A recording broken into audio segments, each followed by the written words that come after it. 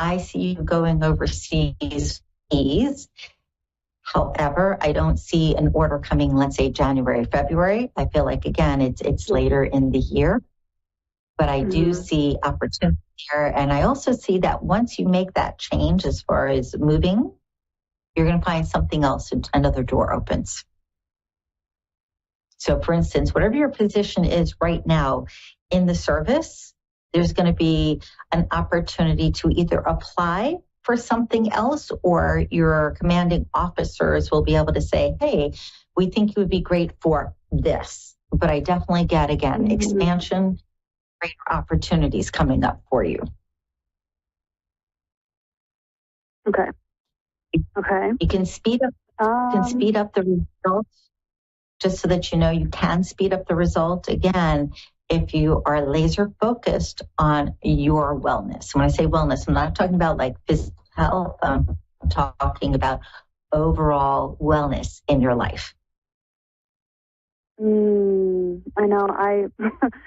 I'm like super, I feel like kind of like in a really depressed energy right now. So, do you see like me pulling out of that? Do you see like any good months this year calling out to you or anything like that? Okay, so again, September feels like a very strong month as far as things really coming together, blossoming, happening. But in the interim, if you want to speed up your results, again, get more focused on you. And I'm going to put it like this. It almost sounds as if you need to be selfish so that you can have what you want. I'm not saying be mean, but I am saying take care of yourself. And as far as depressed energy, it is really and truly because you're not doing enough for you. I keep hearing, for instance, writing. So you've got a little bit of a gift there, and you don't have to write for anybody other than you, but maybe get a little journal or get even pad and paper where you just start writing whatever pops up. I feel like it's very cathartic for you, as well as you're really very good at writing, but you haven't been giving yourself the opportunity to do that. And that too, anything you do for you that is happiness, that is connected to happiness, that is connected to you looking after yourself, will speed up your positive results and will lift your vibrations so that energy that feels depressed, that feels lower, is actually raised. The other thing that you may want to try is when you get up in the morning, before you get out of bed, slow your breathing down, take 3 very deep, very long breaths. And with each breath, say to yourself, I am awakening to my own power. 3 nice long deep breaths. And you will notice that your days start out a lot nicer than they've been. Thank you so much for calling. Thank you so much. That was very lovely. I really needed to hear all of that. Thank you. I'm so glad. Happy New Year to you. Thank you, you as well. Thank you. All right, folks, really and truly, we all have abilities. We all have gifts. Oftentimes we don't pay attention to them. Do you want to make 25 a spectacular year? I don't care what last year was like or 10 years before. Start thinking in terms of what brings you joy. Tap into that energy, even if it means thinking back to when you were 2 and you first got a lollipop. Connect with parts of your life that felt good. You will connect with that energy, and like attracts like. I thank you so much for tuning in this evening, and I look forward to connecting with you next week.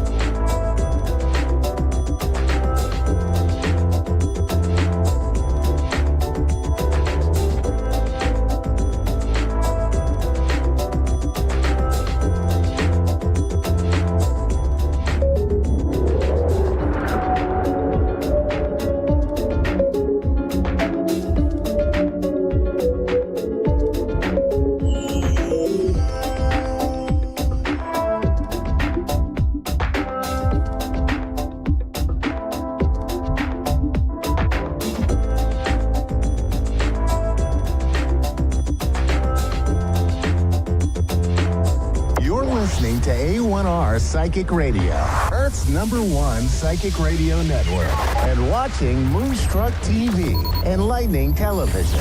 Welcome. Time for Eleanor Gray's Psychic Destiny with Eleanor Gray. Eleanor Gray. Live from GraceDestiny.com. Connect direct. In North America, dial 888-454-2751. In London, 20-3519-2158. In Sydney, dial 02-8488-3147. Or online, contact us through our Facebook page, facebook.com/psychic radio. Or one of our websites, askoneradio.com or moonstruck.tv. This is Eleanor Gray's Psychic Destiny on A1R, the Ask One Radio Network. Hello, hi there, and Merry Christmas. I mean, are you ready?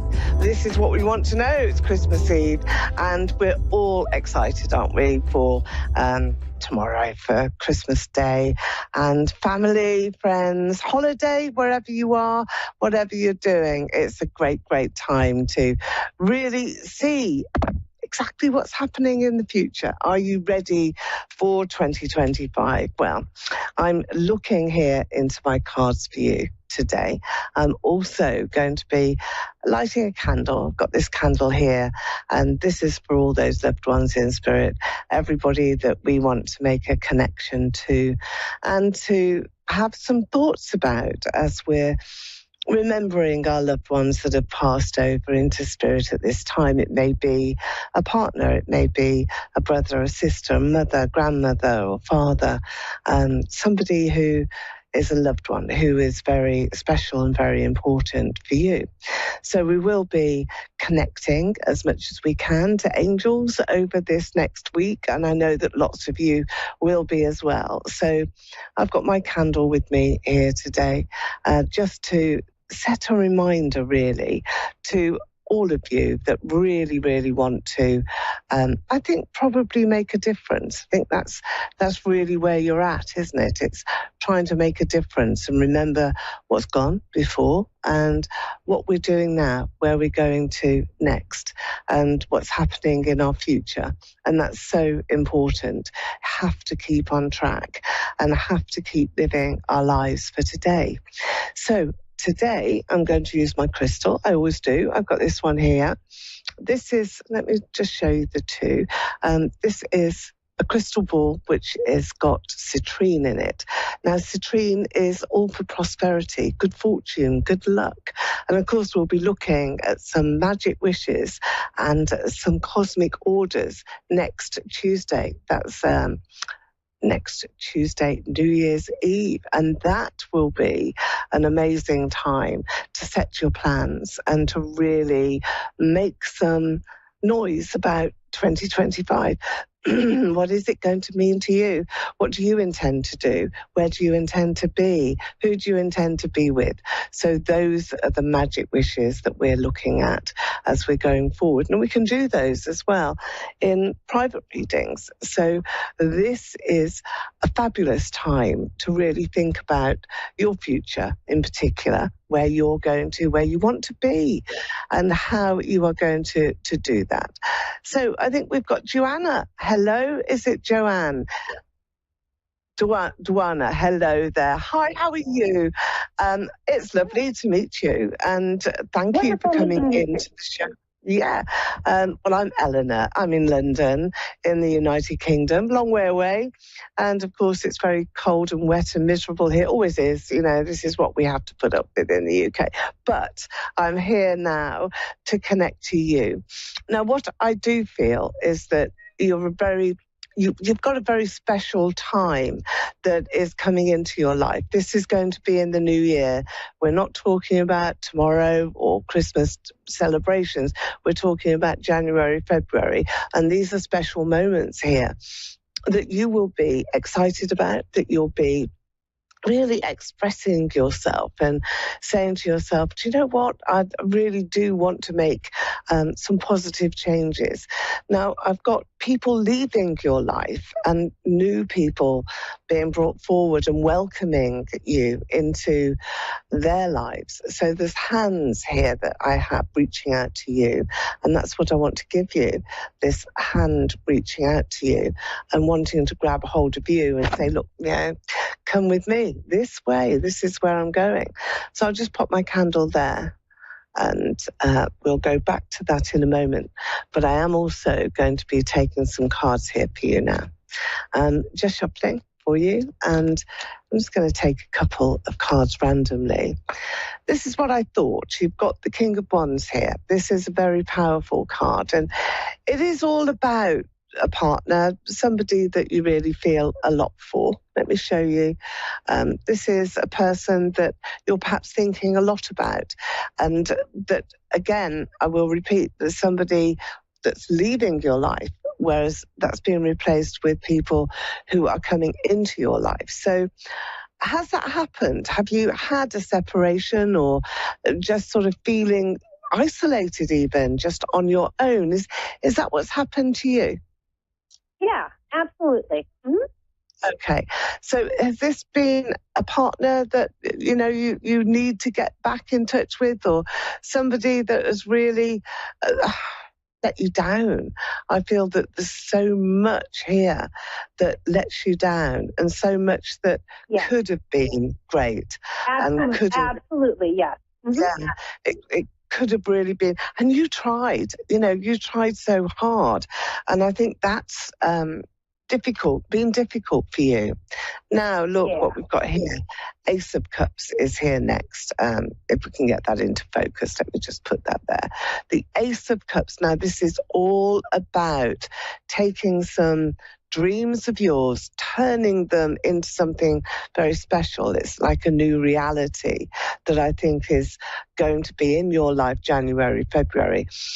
And it is real. You can feel it, you can touch it, you can say, this is me, this is what I want, and this is what I've been wishing for.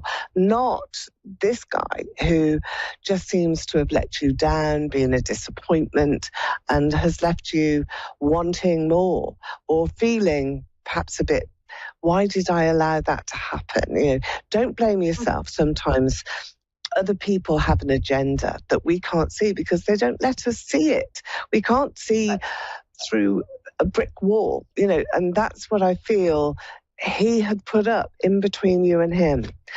Now you've got strength and patience, which is all down to you, really feeling as though everything is going really well. You're taking yourself into a new dimension altogether. And I feel that now you're with yourself. You're sort of at one with you. You know what you want to achieve. Now, January, February, you're getting a move on here. You're not going to hang around any longer waiting for other people or looking out for other people. You're going to just put some roots down and say, right, I'm going to make things happen for myself. It's all about me, me, me. And that's what you need to do. You have to prioritize you and who you are. So your needs must come first. Number one, that's you. They must come first. Now, I do have a soul in spirit with you. In fact, there's three. I can see three ladies here. They're psychically connected, and so are you. So you must have some powerful dreams. Do you dream about some ancestors as well? Oh, yeah, absolutely. Yeah. Mm-hmm. Is that all the time? Do you find that if you went to bed tonight and just had a question on your mind, would you get the answer in the morning? Because I feel that you can do this. You can absolutely do it. Matter of fact, I am psychic. Yeah. Mm-hmm. Yeah. And you're renewing some promises that you've made to yourself, and there's angels with you as well. So I think there's another level that you're going to. It's like a new door that's being opened, a new chapter, and you will receive more and more and more information. So these three ladies that are here, these are ancestors. They are in your family, they're in your history, but it's the soul group that I'm looking at, because those soul connections and the soul group that you belong to is really powerful. It's a very special trilogy. It's like you've been here before several times. You're a very old soul. You've come through to show other people how to make demands of themselves, their life, and to open up a lot of ability. So you can teach others, and there's feathers all around you as well, and little snowflakes that are being dropped for you from heaven, from the universe, from wherever, from those places that we cannot see, but the places that we feel so much. And we have this candle as well, which I want to really give to you and to allow you to have that real strength of mind, that strength of mind, that strength of purpose. Now, I can see you belonging to groups as well, groups or charities, groups of people that you're gathering together and that mean a lot to you. So there's a lot of very special connections that I think are going to really be making a difference. I think that this is important. Okay, let me just take another card. Overcoming obstacles. This must be something that you've wanted to do for a while, and I think you're now about to do that. So these three ladies. I do want to go to P. Do you know a Pamela? Is Pamela a name that is significant to you? No. Have you got a P then? The initial of P for Peter? I've just got this being drawn in your sand because I'm looking at a scene here. It's got the sun shining brightly and I want to go to the sand. I've got the initial of P very strongly there, and the beach and the sea is very flat and calm and yellow all around. So communication is really important for you at this particular time, but do watch out for this initial P.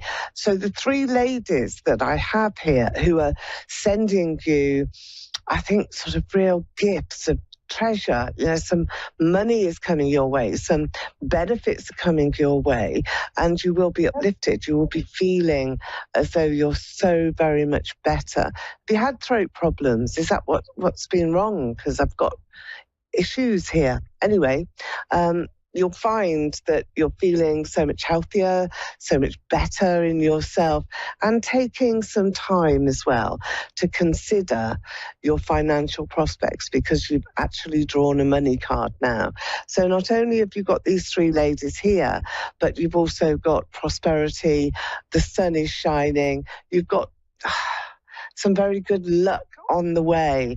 But I think the most important thing for you to know is that there is somebody new for you. You're not going to stay in this situation now. There's somebody new who is making a huge difference in your life now and in your future. So that's really powerful, really important for you to know. Thank you. So Thank you very much. The three ladies, I just want to say that the feathers and the gold coins and the snowflakes. So I'm going to send those three things to you because they're from these three ladies, and it's really quite magical. I mean, this is, very, very much a time that you will be, I think, really quite pleased about 2024 when you look back, but 2025 is so much more special. So look out for that because you've got a lot of joy to come.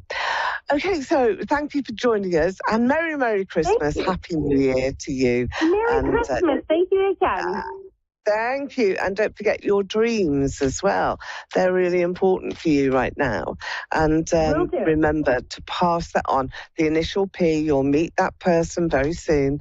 Let me know when you do. You can always get through to me on my website. It's gracedestiny.com.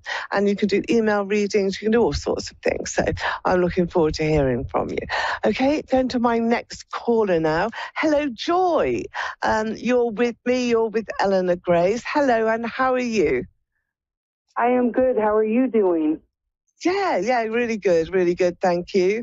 Miserable weather here. Just to, give me your weather update. It always is. It's raining. I don't know what the weather's like where you are, but it's bound to be better than here. So that's just my my weekly moan about the weather here in the UK. But we are in Christmas Eve, and we're very, very special times. And what I want to say to you is there's a man who is looking at you. I've got him here.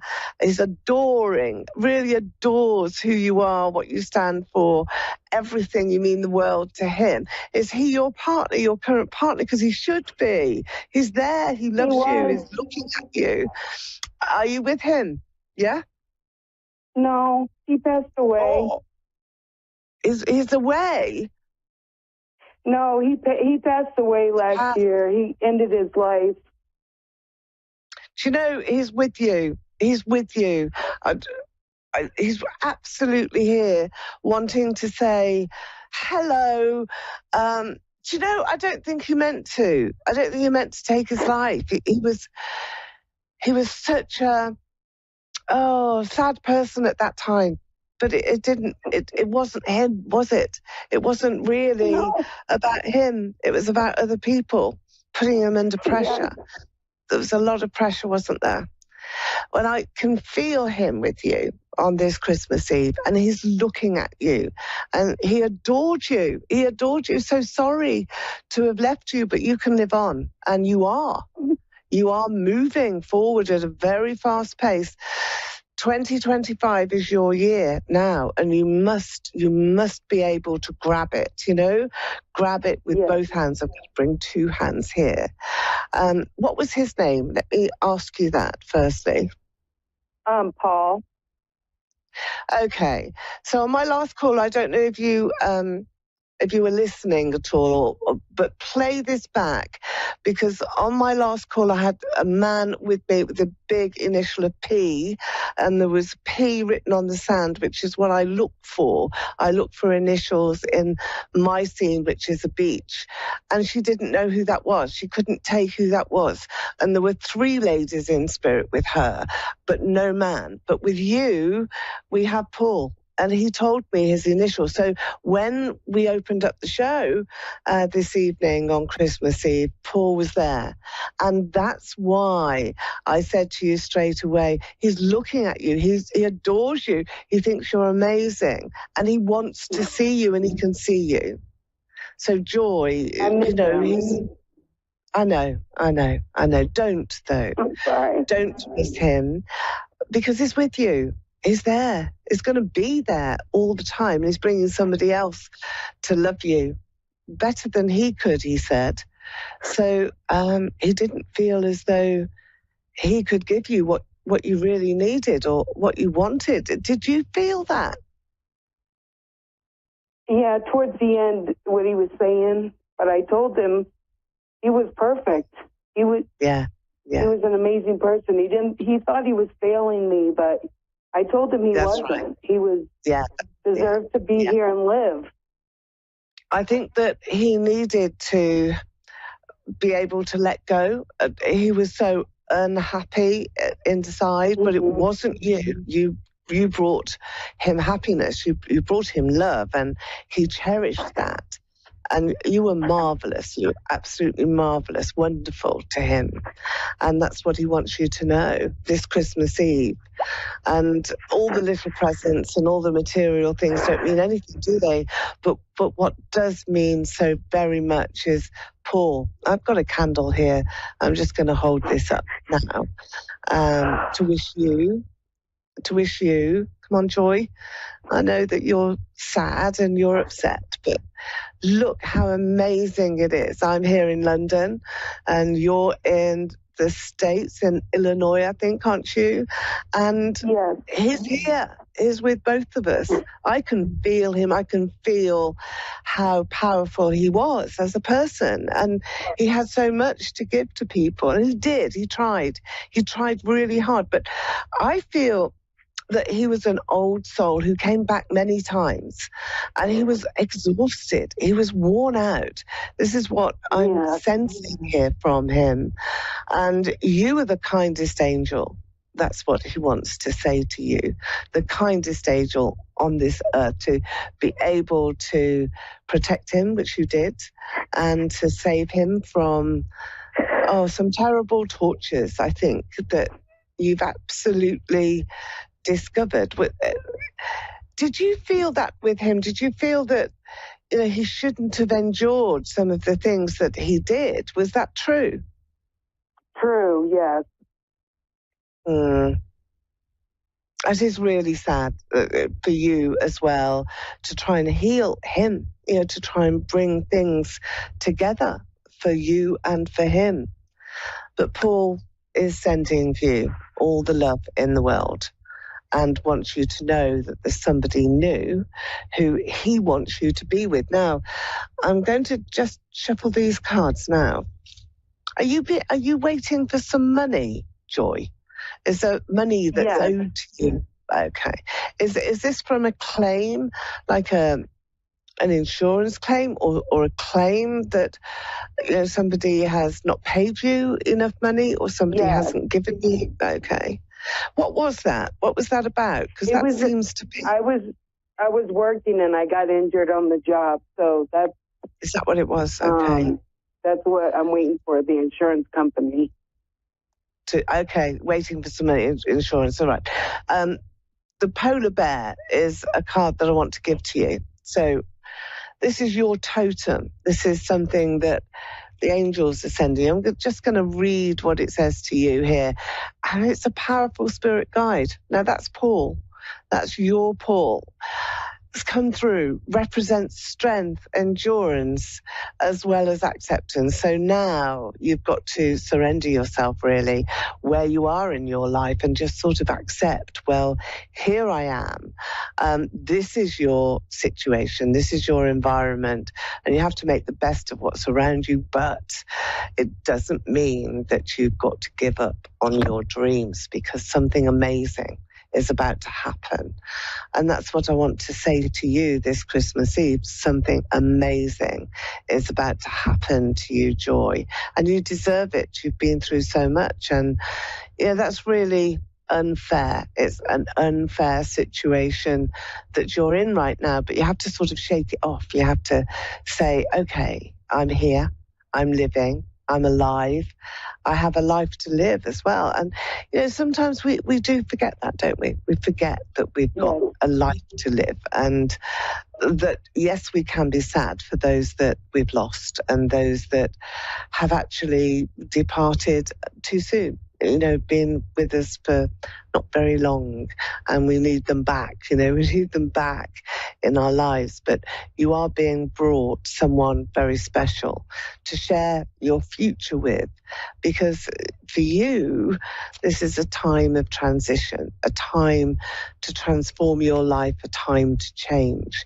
So we're going to thank Paul for coming in here today, and we're going to blow out the candle or two. Now, that's a wish that is there for you to send out to those loved ones that you also have in your life, and you also have in spirit, and those angels that are around you. Do you have a wish in particular that you're thinking of at this time? Love to find love again.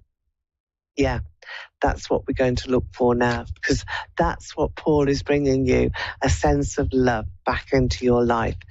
All right, let's just shuffle these cards, and we're going to take one and see what that one card is. Well, we've got the Fool card here from the tarot. Now, this is very powerful because this is right at the beginning. It's a major arcana card that comes through right at the beginning of the tarot. So it means you've got to start again. So everything is going back to the beginning again for you. You've had your heart broken. That's what the cards are saying to you. And we know that because Paul isn't with you. So your heart is tender, needs to be nurtured, needs some healing, and needs to be put back where you started, really.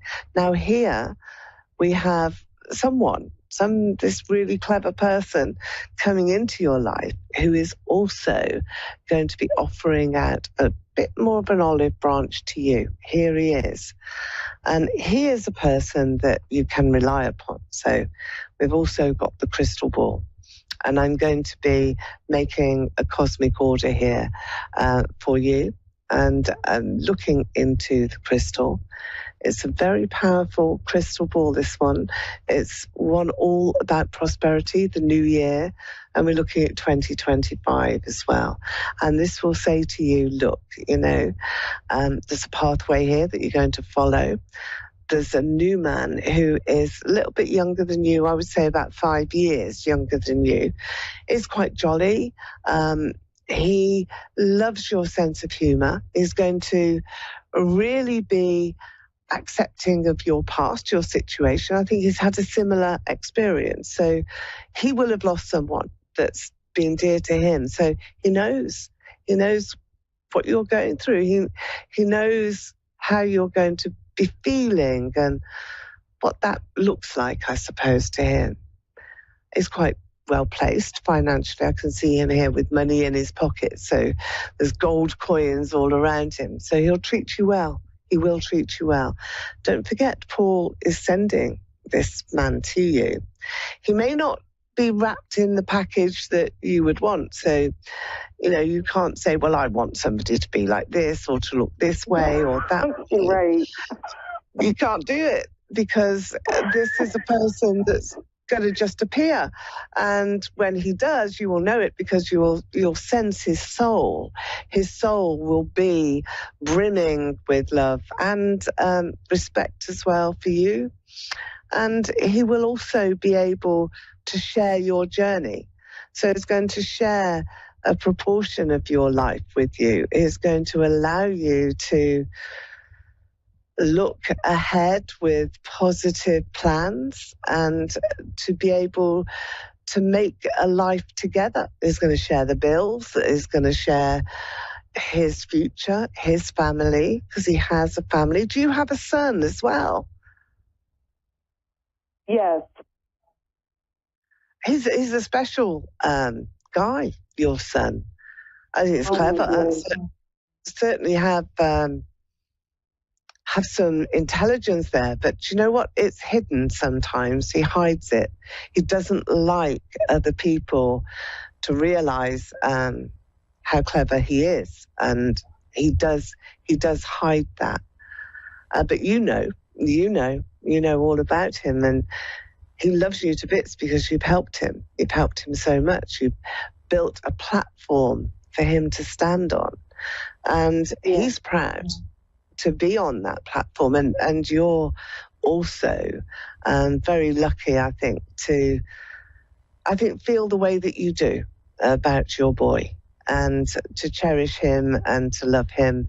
And he's given it all back to you, because when you marry, and you will, because there is a ring going to be on your finger, and you won't forget Paul will bring this person to you. And I think that's another P. I think his name may also begin with P. So I'm going to send a wish out to you now, blow onto the crystal, wishing you the most wonderful time this Christmas. Don't be sad. And also look to the future, 2025. It's only next week, and then we can start again. So Merry, Merry Christmas to you, Joy. Here's your cosmic order and your magic wish. Merry Christmas, and thank you, and love and light to you. And to you too. All right. I've been Eleanor Grace. I'll see you next week. Bye-bye now.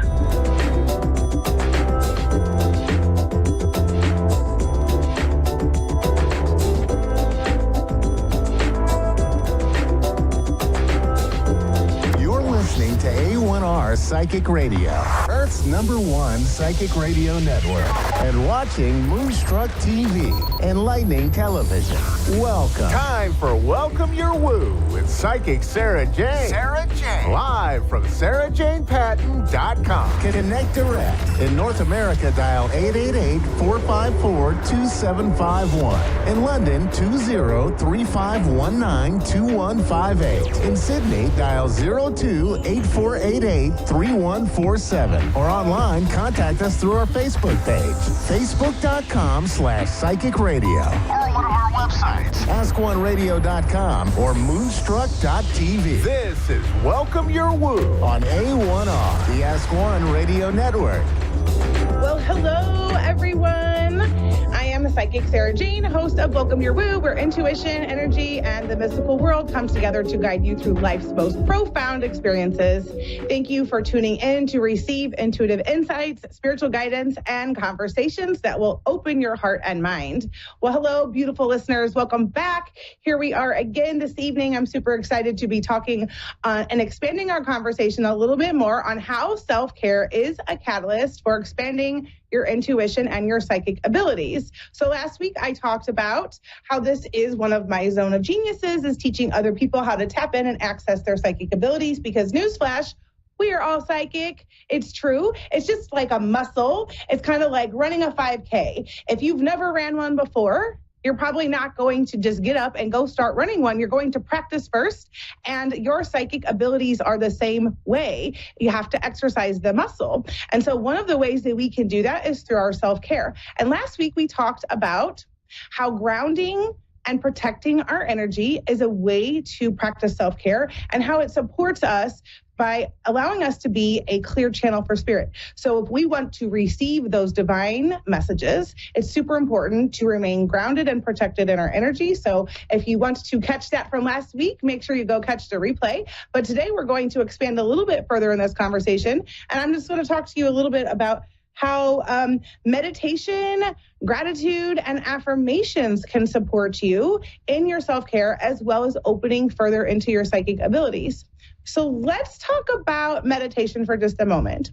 So meditation is something that I think that is definitely more talked about today than it ever has been before, right? This used to be something that was practiced very often, or it wasn't talked about, but it's becoming the normal. And really what I always tell people about meditation is there's no wrong way to meditate. It's your intention that matters most. But really the purpose of that is to really just be with yourself and to connect and quiet your mind. So when we quiet our mind and we allow ourselves to just sit and allow things to come in and receive information, that is how we can receive downloads. You guys, I have the most profound experiences during meditations and following them. And it's something that has increased through time. I've been practicing for well over 5 years on consistency and doing this as a regular practice. But oh my gosh, do you know the health benefits to meditating? Did you know that doing like a good solid 15-minute meditation can be equivalent to like 6 to 8 hours of sleep at times? So it can be super helpful in so many different ways. But one of the ways, like this is a twofold. It's a way to really practice self-care, because I promise you that if you begin meditating regularly, it's going to shift your energy and how you show up in the world. But it also is a catalyst for opening up further into your psychic abilities and expanding those clairs. So I'm not going to go too far into it. I'm just recommending it, letting you know it's out there. I recommend taking a look and researching, doing what feels right for you. There's tons of guided meditations. I really love the silent ones where we're listening to nature sounds, or Esther Hicks always talks about listening to the hum of the, air conditioner. You can do whatever works for you, but don't judge your meditation. That's what I always tell people. The next thing I'll talk about is how gratitude is something that supports us. So gratitude, next to authenticity, gratitude is the highest vibrational frequency that we can be in. And if we want to experience more, one of the ways we can do that is by expressing the things that we're grateful for. So that is a practice of self-care as well, because when we acknowledge the things that we're grateful for, it elevates our frequency. But also, this is where it's the twofold part, where it's both. It's that and our spirit teams acknowledge when we acknowledge our gratitude, and they give more. That's how we receive the abundance. So if you want to receive more, start expressing the things that you're grateful for. It literally can change your life. You guys, have been keeping a gratitude journal for over 5 years now. And oh my goodness, you will never run out of things to be grateful for, ever. I started out doing 5 a day, and I'm up to 10 a day. So I've been doing this for 5 years now, but I write out 10 things every day that I'm grateful for. It elevates my frequency, and it lets my spirit team know that I'm acknowledging all that I do have, acknowledging the abundance that's around me. Because you guys, we do live an abundant life. All of us do. So that's just one thing I really just love to express about the gratitude, because it's so incredible to raise and elevate that frequency. The next one is affirmations. So we have all of these limiting beliefs that sit within the subconscious mind. And I always talk about the subconscious mind and how it's like the iceberg, right? So the part that we can see sticking out of the water is a lot smaller than the part that is under the water. That part under the water is so much bigger. It's vast and it's huge. And that is the subconscious mind. And the subconscious mind is hard to reprogram sometimes because it just runs on autopilot. And so we've done all these things to program ourselves that we create sometimes these limiting beliefs that simply aren't true, but they're based on our programming, our experiences, our even traumas or our triggers. But when we start to recite and repeat affirmations over time, we can reprogram the subconscious mind. So one of the things I like to often recommend is the 3-6-9 method, which is something that Esther Hicks often talks about, writing your affirmation 3 times in the morning, 6 times in the afternoon, and 9 times at night, and doing that before bed. But what happens is it begins to really reprogram the subconscious mind. But here's the thing, when you write your affirmations, don't write from your scarcity or fear mindset, because if you are writing your affirmation, reciting the affirmation from that space of scarcity, from the space of fear, you just create more of that because it's focusing on the lack and not having it rather than having it. So to really sink into the gratitude and your affirmations, act as if it's already happened. Okay, so imagine that limiting belief rewriting the story. So maybe okay, I always joke about this because people think it's funny, but I have this limiting belief that it's not safe for me to be seen. And here I am doing this radio show, right? I had to overcome that limiting belief. So I wrote a affirmation for a long time that said, it is safe to be seen.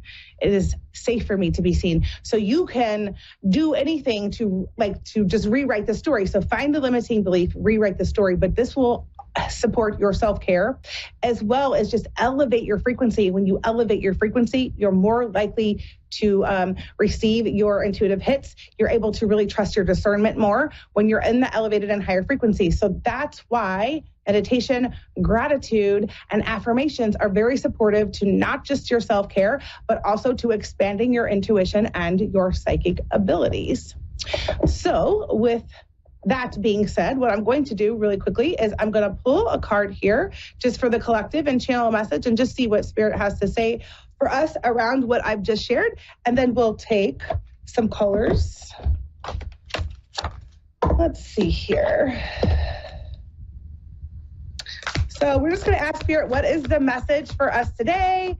What do we want to share based on what I just said around self-care, helping to expand our intuition and psychic abilities? Let's see, we'll pull 3 cards.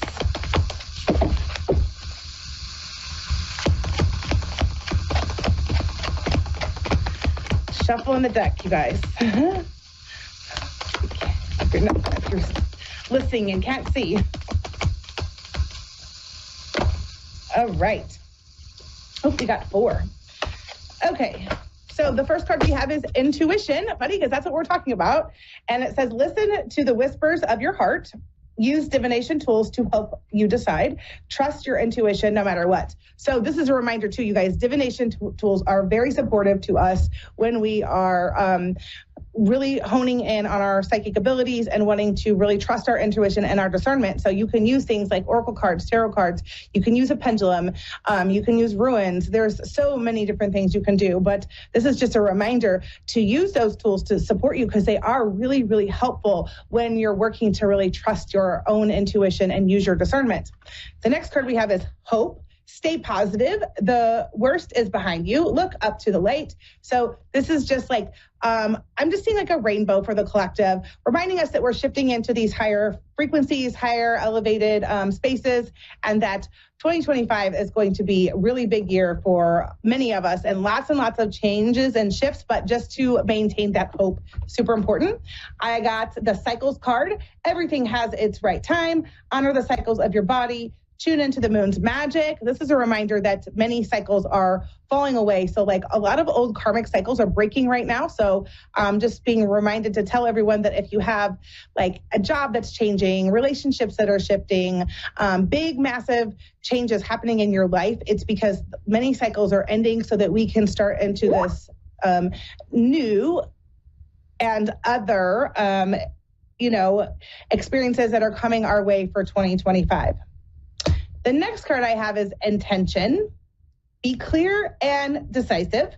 Focus on what you really want. Be bold with your request to the universe. So check this out. Your intention is really what matters most. Your intention is what, amongst anything else, what I tell everyone is your intention followed by inspired action will equal success. So if you get super clear about your intention and ask the universe for what you want, but don't micromanage the universe, that is where the magic is at. And you can manifest through deliberate creation if you are setting those intentions and taking that inspired action. So those are the messages for the collective this week. And right now I'm going to take a caller. I'm going to talk to, Rosemary in Philadelphia, Pennsylvania. Hello, Rosemary. Hi, how are you? I'm fantastic. How are you this evening? I'm good. So, yourself? I'm doing great. Do you have a specific question that you want today? Or are you just looking for some intuitive guidance? Taking guidance, or because I've been manifesting and nothing's on the right way, I guess, or nothing's happening. Does that make sense? Yes, I'm sensing some sadness. Are you feeling sad? Off and on. How about overwhelmed? Are you feeling overwhelmed? Yeah, a lot of stuff that's overwhelming me. Yes. Rosemary, when's the last time that you took some time for yourself and really just filled your own cup?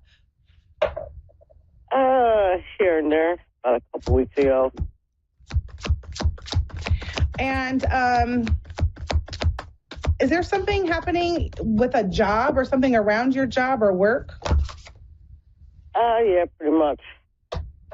It's, I need to either get out of there or they have to switch my schedule around. It's a lot of craziness with the management.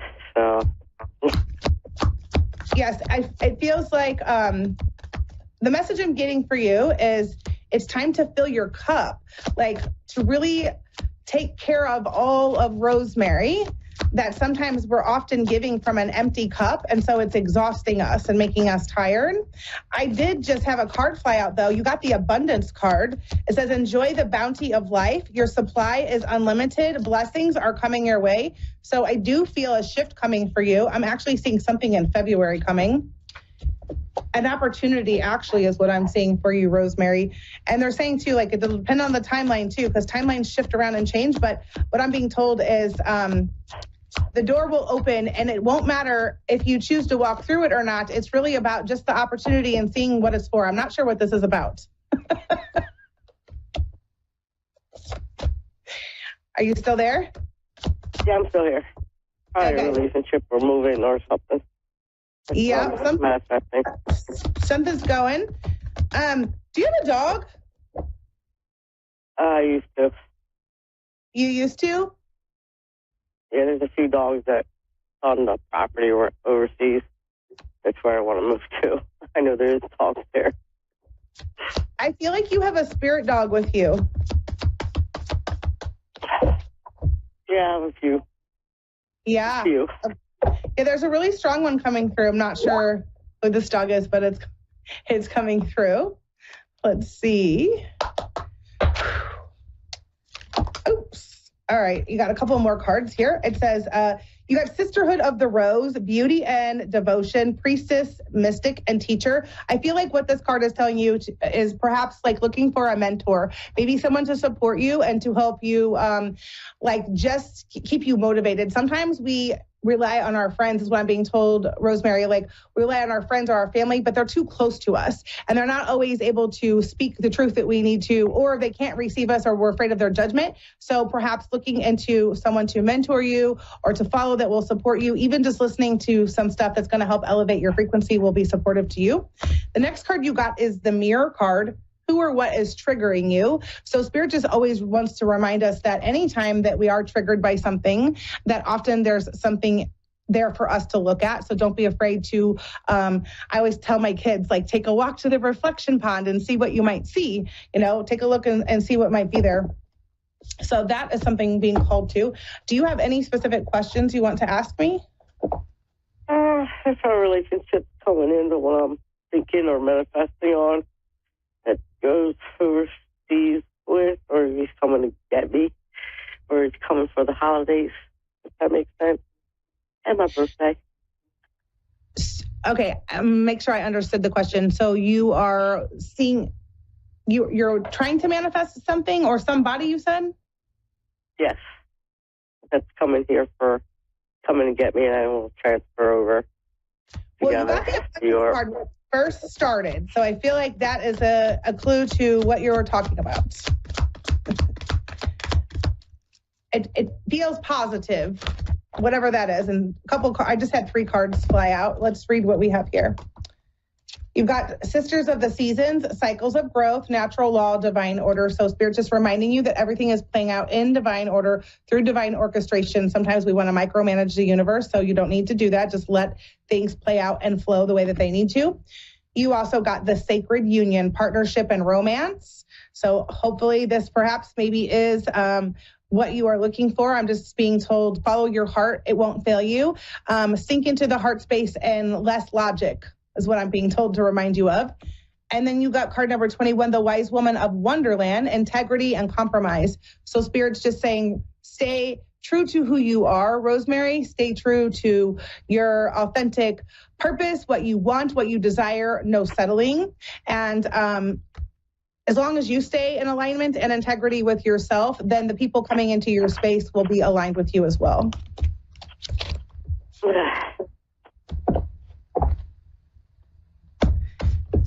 So, do you have any other questions? My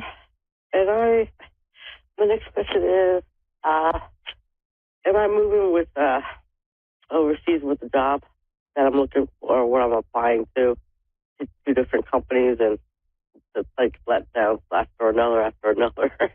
Every time I apply. I'm being told that you're going to have more than one option and you will get to choose. Okay. That's what they're. I want it. Cool. That's what my guides are saying. I can pull a card and see what the cards say to go with it, but they're saying you're going to have a choice. And you got the leap card. You go first. The universe will catch you. So definitely don't be afraid to take a leap with whatever it is, Rosemary. That's what I'm being told to tell you. So Thank you, Rosemary, for calling tonight. I appreciate you. Have a good night. Appreciate it. Thank you. Bye. All right. Up next, we have Ada in Childress, Texas. Hello. How are you? Did I say your name right? It's Ada. Ada. Okay. Thank you for correcting me. How are you, Ada? Oh, I'm doing okay. How are you? I'm well. So do you have a specific question, or do you just want some intuitive guidance and card pulls? Actually, it's okay if I have some guidance. I just need guidance on my life, like what's to come, future-wise, I guess. That's about it. Just in general, just overall guidance for your life and what's coming? Yes, ma'am, if that's okay. Do you have something that you're excited about that's coming up? Not that I know of yet. Okay. Let's see. Is there something you've been contemplating or thinking about doing? Yeah, I've been thinking about I had a dream that I wanted to live in Japan, and I don't know. I mean, I'd like to live there, I don't know if it will happen. I'm seeing travel. Uh-huh. I'm seeing travel in your future. Okay, so I pulled a couple of cards from my unicorn deck here. The first card you have is celebration. Mm-hmm. A positive outcome is celebrate your success and enjoy your achievements. I'm just being told, chin up, Ada. Like you are ready to experience lots of joy and fulfillment. And I'm just being told it's your time, but believing that it's possible and that all your desires are actually able to manifest is the only thing missing right now is your own belief. So just focus on your belief and envisioning what you want to create. The next card you have is expansion. And when I saw this expansion card, I saw suitcases. So like I see you traveling, I see you going somewhere, but it says spread wings and soar, share your message and shine your light, show the world what you're made of. So this is a time, I do feel like you're being called forward right now, Ada, like you're supposed to step forward and start speaking more of your truth. Have you thought about teaching, or do you teach something? I like helping others and I like learning languages. Yeah, I was seeing you in some type of teaching role. And then you also got the nature card, which is ground yourself, find a sanctuary in nature, connect with the elements. So Spirit just reminding you here to make sure that you ground your energy every day. If you ground every day, it's going to give you the clarity that you need to receive like your intuitive messages and be able to trust that more. I always tell everyone like grounding and protecting your energy is really how we can trust our discernment the most. So really just listening to your gut feelings that you have coming in, Ada, like if you have a gut feeling about something, Spirit's saying, trust that. Don't dismiss it or deny that. Oh, okay. Do you have some more questions? I guess it's just like, is anything good coming my way? That's all. You got this month. You literally asked that question and I pulled the yes card. It says yes. And I pulled celebration. Okay. Yeah, I pulled celebration and I told you that I felt like something positive was coming, something excited was coming. Oh, wow. That's cool. I like that. It says answer the call. What is your soul calling you to do? So really, this is about you right now, Ada. This is about you really honing in on the desires that you have, what you want to create for yourself. I'm being told that this is your time to fly. Oh, okay. I like hearing that. I'm hearing the song, This Little Light of Mine, I'm gonna let it shine. I have a lot of clear audience, so I'll hear music playing a lot of times. Let's see what else the cards have. That's fine. Here you go. Like it's literally reiterating what I just said to you. So you got the warrior woman. Have you answered your deepest calling? Oh, wow. I'm going to pull from another deck too. Let's see. I'm going to ask you something really random, okay, Ada, because I have the gift of all knowing and I just will have random things drop in. Do cherries mean anything to you? I was seeing cherries. Yeah, I like black cherries. And I like cherry blossoms, so yes. Okay. Supposed to do. Thank you for validating that because I was like, why am I seeing all these cherries around her? Yeah. So you got the Well Watcher, Wisdom, Power of the Divine. So my question for you is, have you ever thought about tapping into your own psychic abilities? Yes, I have, and I sometimes I don't know if it's really a dream I'm dreaming or if it's going to happen. I mean, I know that's weird to say like that, but that's how I can explain it. So that is totally common and absolutely what most people say to me. We don't trust our intuition and our psychic abilities, right? A lot of it's because we've been programmed and told not to. And now we're trying to... I believe in them. I really do. I just sometimes just need to work more on it. Yes. But I am interested in that stuff, yes. It's totally normal and okay. What I'm being told to tell you, Ada, is that you are very gifted spiritually. Like you have a lot of spiritual gifts to share with the world, and they're like so ready to like be opened up and accessed fully. Oh, wow. Yeah, that sounds good. You have a big spirit team too. I can see your spirit team. You got the Fire Prince, Optimism, Aggression. So this is just like literally when I see this card, the fire, like the flame burning, because you it's like the phoenix rising is what I'm seeing. So it's almost like you're going to rise up into this like amazing, incredible, like, I feel like you're a powerful healer, to be honest, Ada. Like, I'm just being honest what I have coming through about it. So I encourage you to explore that, take a look at it, find a mentor. I teach, but I always tell people to look at more than one person because, you know, you just never know. But certainly go check out my things if you're interested. But I definitely would consider taking some classes and courses and connecting for sure. Yeah. So I should try that. Yes.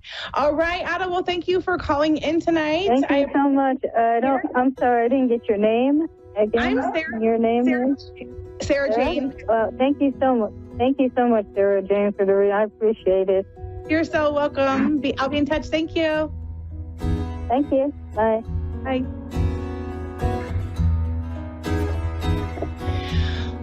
All right, you guys, that's a wrap for tonight's episode of Welcome Your Woo. I hope that you've had fun this evening, and I hope that you return for more next week, where we will continue this conversation a little bit deeper on how self-care is a catalyst to expanding your intuition and psychic abilities. Until then, if you're looking for more clarity or spiritual guidance, you guys can book a personal session with me anytime at sarahjanepatton.com. I do look forward to serving you and growing this audience. Don't forget to invite your friends because it is just so much more fun when we get to do this together. And if you want to stay further connected and get a closer look at the work that I do, you can join my private Facebook group, Welcome Your Woo with Psychic Sarah Jane. Be sure to tune in every Wednesday night at 10 p.m. Eastern, 9 Central. Until next time, you guys, remember to stay open, trust the journey, and as always, welcome your woo. Bye for now.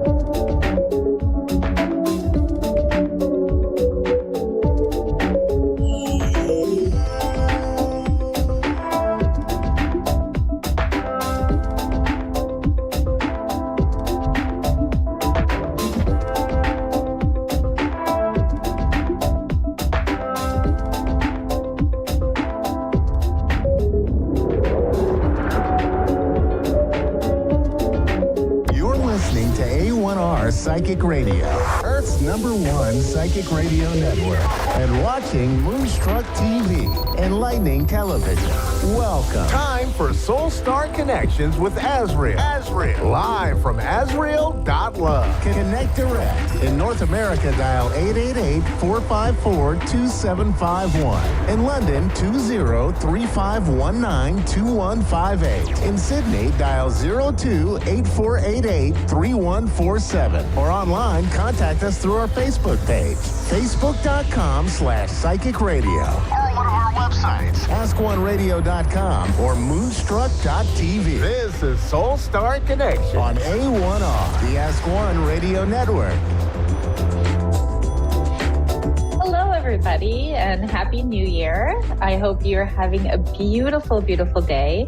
And I hope your holiday season has not been too overwhelming or crazy, but instead filled with time with some filled with some time for introspection, surrender, and lots of joy.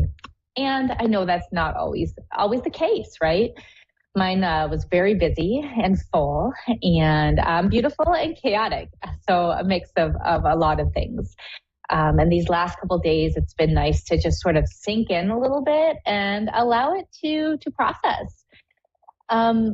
I'm Azriel, and I'm coming to you live from Nashville, Tennessee. And I'm really excited to be here on this potent day, this day of like the ending of the year, and stepping into space for what will 2025 bring.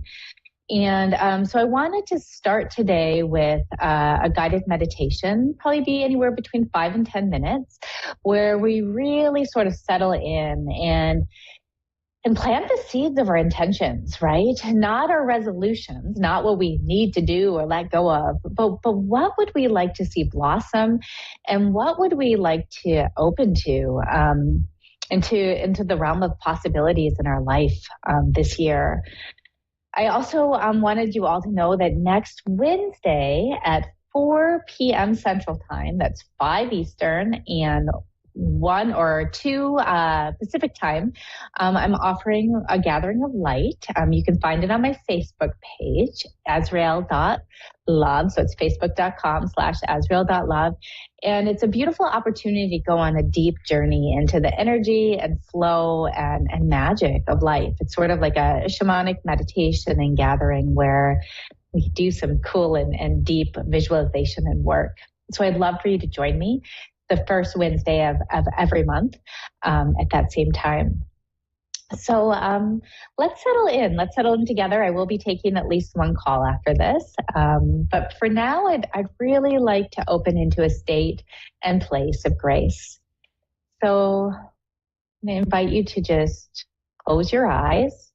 And if you're driving, don't close your eyes, but take a deep breath. And invite yourself to let go. And one of the ways that we can do this is by really grounding into our bones. And so maybe just noticing the places where your sit bones touch the earth.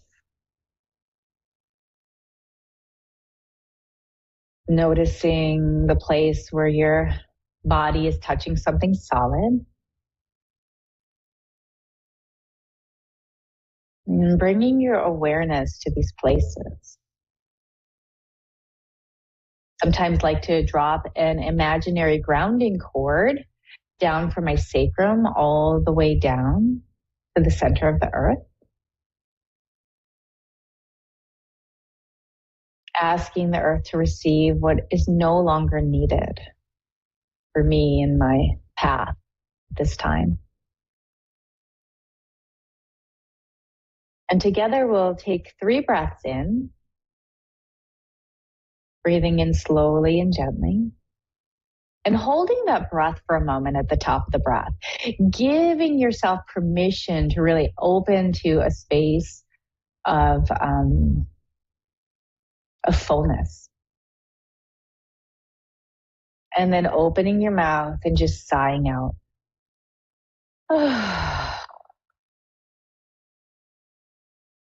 We'll do this 2 more times at our own pace, knowing that with the inhale, I'm going to invite you this time to really collect and to draw in all and everything that is no longer serving you. Anything from this past year that you are ready to let go of.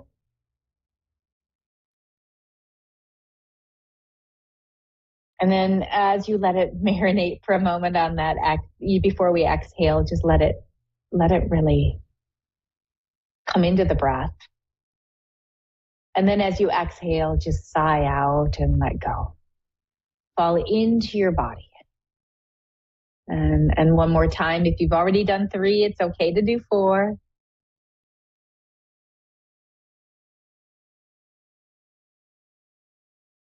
Feels like the past couple of years have been filled with so much change and yet so much stagnancy. And so what can we let go of to make space for the movement that I really believe is going to start to come in 2025? So when you're ready, let go.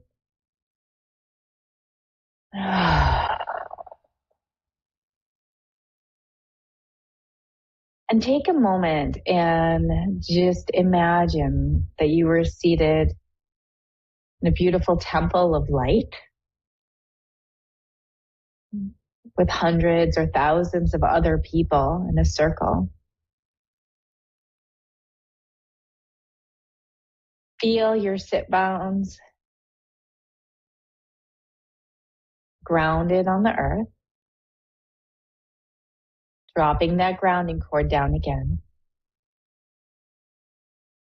And feel the radiance of your heart and of your light. And take a moment and maybe think of 5 things that you are grateful for from this past year. 5 things. It might even just be the blue sky, right? You've had a challenging year. It doesn't have to be anything big. And allow those 5 things to radiate through your heart, almost as if your heart were speaking. I am grateful for.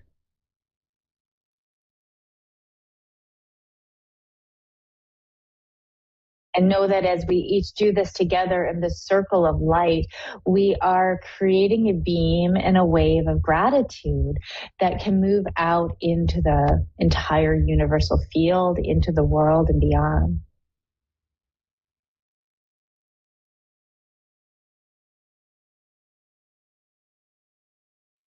And after you've repeated your 5 things, just take a moment and notice how it feels. Notice how it feels to be here. Notice the eagles flying overhead, the hawks and the phoenixes.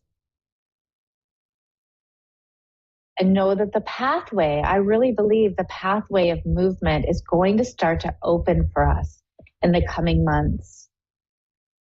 Maybe in March when things start to blossom. And so I'm going to invite you now to turn your palms up, maybe to bring them together in a little cup in your lap. If you're driving, you can just imagine this. And think about one thing you would like to see grow this year in your life, one thing you would like to see happen. And imagine it as a seed and a beautiful, beautiful, rich, loamy soil in your hands. Feel it in your heart. It can be something very physical like prosperity or abundance, or perhaps it's romance and love. Doesn't matter. It can be spiritual, emotional, energetic. But what is it you'd like to see? Take a moment and plant that seed in your hands in this dirt. And then take a moment and in the energy of your heart space, imagine what it would feel like to see this coming into full being, into full fruition.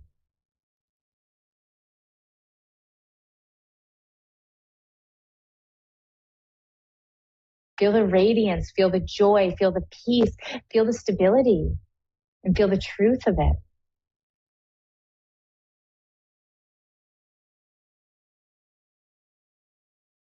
And then take this seed, it might even be a little seedling now, And imagine that you could go plant it, maybe in the center of this circle of this temple of light. Maybe it's someplace else. Pat down the soil around it, maybe water it. It might already be growing. Mine's gotten like quite big. And then take a moment, and as you place your hands down, just imagine the blossoming of this dream. See this flower of your intention coming into life. Notice the other flowers of the others doing this meditation right now, and this beautiful garden that is just coming into bloom.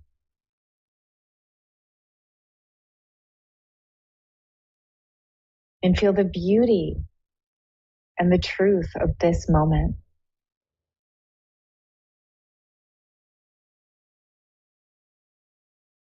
And so I invite you to stay seated with this for as long as you can. And you can come back and tend to this plant or seed at any time. Or you can just let it go and trust the universe has it. This moment, this space, this place. Opening and dreaming in all we would like to see be in the world. And so from here, I will say goodbye to the meditation and hello to my first caller. It might be just one caller today. We'll see how the flow goes. And this is Gina from Cape May, New Jersey. So I'm really looking forward to sharing with you. And thank you all who shared with me in that beautiful moment right now.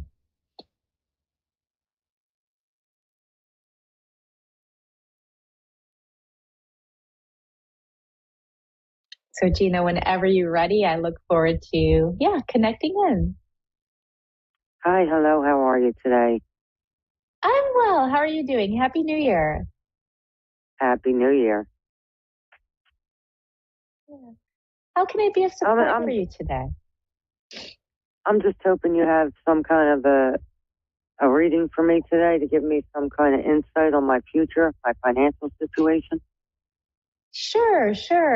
Is there anything that you'd like to share with me or anything specific, or do you want me just to do a general reading first and ask some specific questions after? Yes, please. Do general first. Okay. Yeah, great. So the way that I read is I'll just sort of tune into you energetically, see if anything comes from any guides or angels, your higher self. I'll share that with you. Sometimes I might pull a couple cards and we'll see. And then, we'll just see how the flow goes. Sounds great. Okay, thank you. Yeah. And so I might be silent just for a minute or so and just know that that's very normal and I'm still here. Okay, absolutely.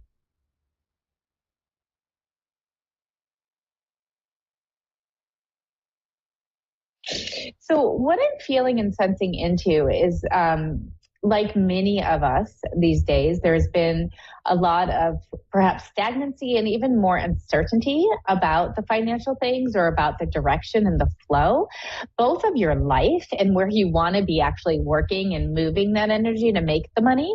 And then also just in that general flow and income, and in that sense of things, and that things have been sort of held up and sort of hard. And there's something about what you've been doing in your work or in your job where it feels a little bit like just not in alignment, right? A little bit of the word that comes is drudgery and a sense of like wanting to move out of it and wanting to break free from it, right? And also just in general, like wanting to break free from some of the stress that's been there because things have been harder and heavier. And it's interesting because right now you're still sort of in it. As are many people, as I've been seeing a lot the past couple of years.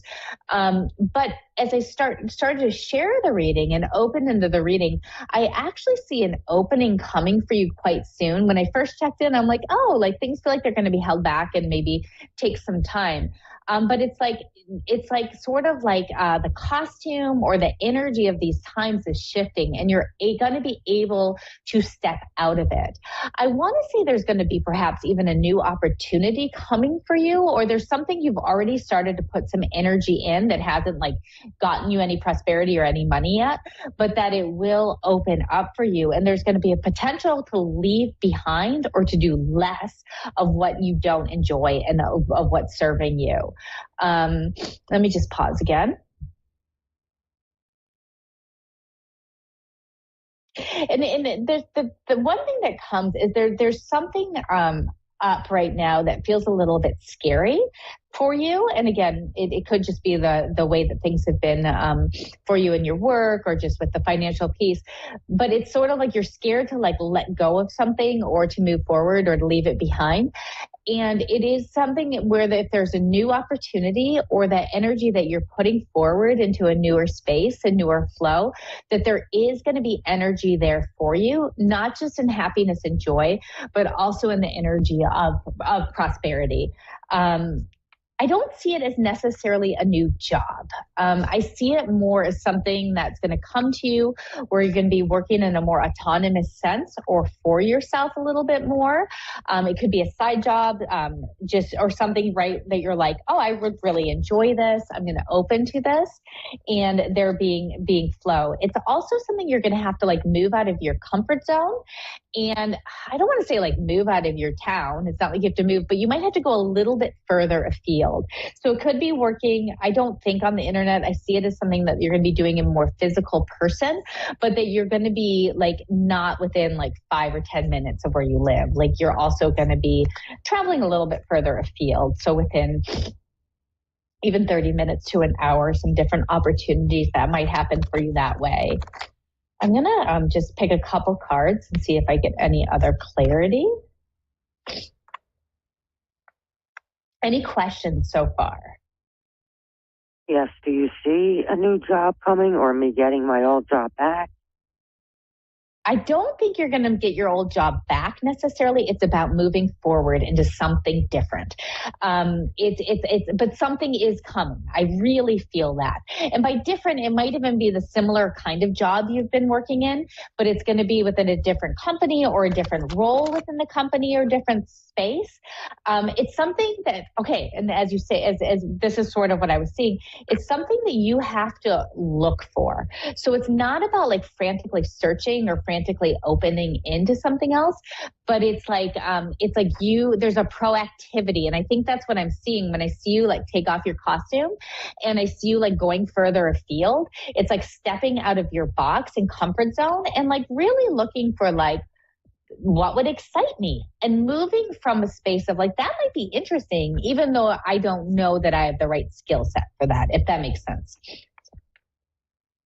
Okay. And if I don't think you're going to get your old job back, because I would say, because if you do get your old job back, it's going to be in a different capacity. It's not going to be the same job. But as I tune into that, I feel like it's going to be something brand new. It's something what? So it's going to be something brand new. Like it'll be something okay. New for you. Okay. And so I'm pulling the cards. And yeah, so I do see, I'm just pulling a couple. And the first one I got is the 2 of Pentacles. And the 2 of Pentacles in reverse, which is like, it's like having to stop like going back and forth. There is going to be a clear path opening up, and there is going to be something new. We do get the Fool as well. And the Fool is like a new adventure, right? It's like moving forward. And it's not just a Fool in the sense like, oh, I'm fresh, I'm open, I'm moving forward in this space and I don't have to worry. You're actually carrying somewhat of I don't want to say of a burden, right? But things have been hard. And so, so it is like sort of like you're paying attention, you're hyper vigilant, but there is going to be some energy and movement. And then it's funny because I got another major arcana, which is the Hanged Man. And it's sort of saying like, trust in the process, like things, it's like, I don't think you're going to have to wait. I want to say by March, right? I see something opening up for you for March, and you might say, oh my God, that's 3 months away. How am I going to pay my bills? You're going to be supported. There's going to be enough for you till the time you get the job, but it's also trusting. Oh, this is a beautiful card. Sorry.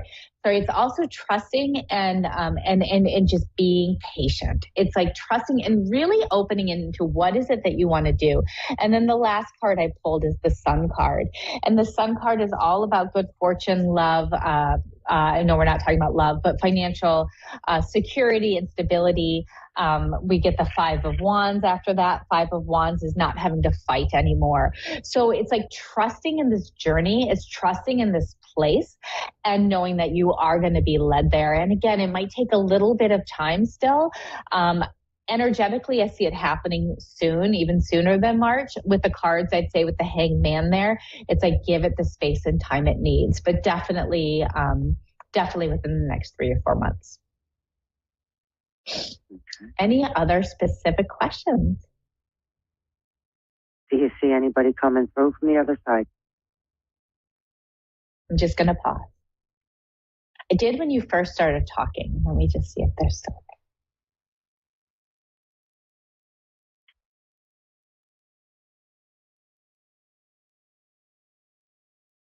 So a man, a brother, ex-partner, I see him, I don't see it as your father or grandfather. I see it as someone that is younger in energy. Okay, and I do have another caller, so I'm gonna just say this, but it's a very loving energy. It's a very playful energy, and it's a very sort of fun energy. And like I said, like a brother, ex-partner that might have passed, a friend that might have passed, and he's sort of like, well, just wanting you to know that they're there and that they're thinking of you. He's sort of like gruff, but also playful, and just really wanting you, I guess, to know you're there. And they're sort of like, they're not like saying, don't be so serious, but they're also just wanting you to like, just relax a little bit. Like they're like, you don't have to carry the load. That's what they're saying. You don't have to carry as much as the load as you want to. So I'm going to end in this moment now, Gina. And I would just want to say thank you. And I wish you the best of luck. And I would just plant that seed for the right job in the right space and know that it will open up for you. And I wish you the most happy New Year. Okay? Thank you so much. You also. Happy New Year. I will. So much love. And I have time for one quick caller with Sheila in Dartmouth, Nova Scotia, Canada. We've got about 6 minutes, so I will try not to be too chatty. Happy New Year, Sheila. Sheila, how are you?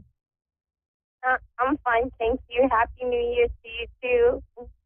Yeah, I used to live in British Columbia, so I lived there for like 30 years. So I'm a Canadian too. So how can I support you today? Yeah. Do you have any messages from my dad? It was just his birthday on the 23rd. Oh. So first of all, just your dad right now. It's funny, and you said it was his birthday, but I see him like there with his birthday cake, right? And just beaming so much love, right? I see so much love, so much beauty. Just he's radiating, unconditional love to you and to all who loved him and holding that vibration. Let me just see. Is your mother still on this plane or has she passed? She's here still, yes. Yeah, so he's sort of saying, take care of your mother. She needs a little bit of extra tenderness right now and a little bit of extra connection. And he's giving me something that's red, maybe like a red rose or something like that, or a dahlia maybe, but something he's like just saying, if he could, he'd give it to you to give to her. A red shawl, a red scarf. The color red's really coming in. And he's just like, he's got a message for her, for you to give to her, and just that he has he's asking you to give his tenderness and his love to her, and knowing that she's just needing a little bit of extra energy and extra attention right now. And if you could give her that, or do that if that feels within your comfort zone, that would be really, really helpful. And let me just see.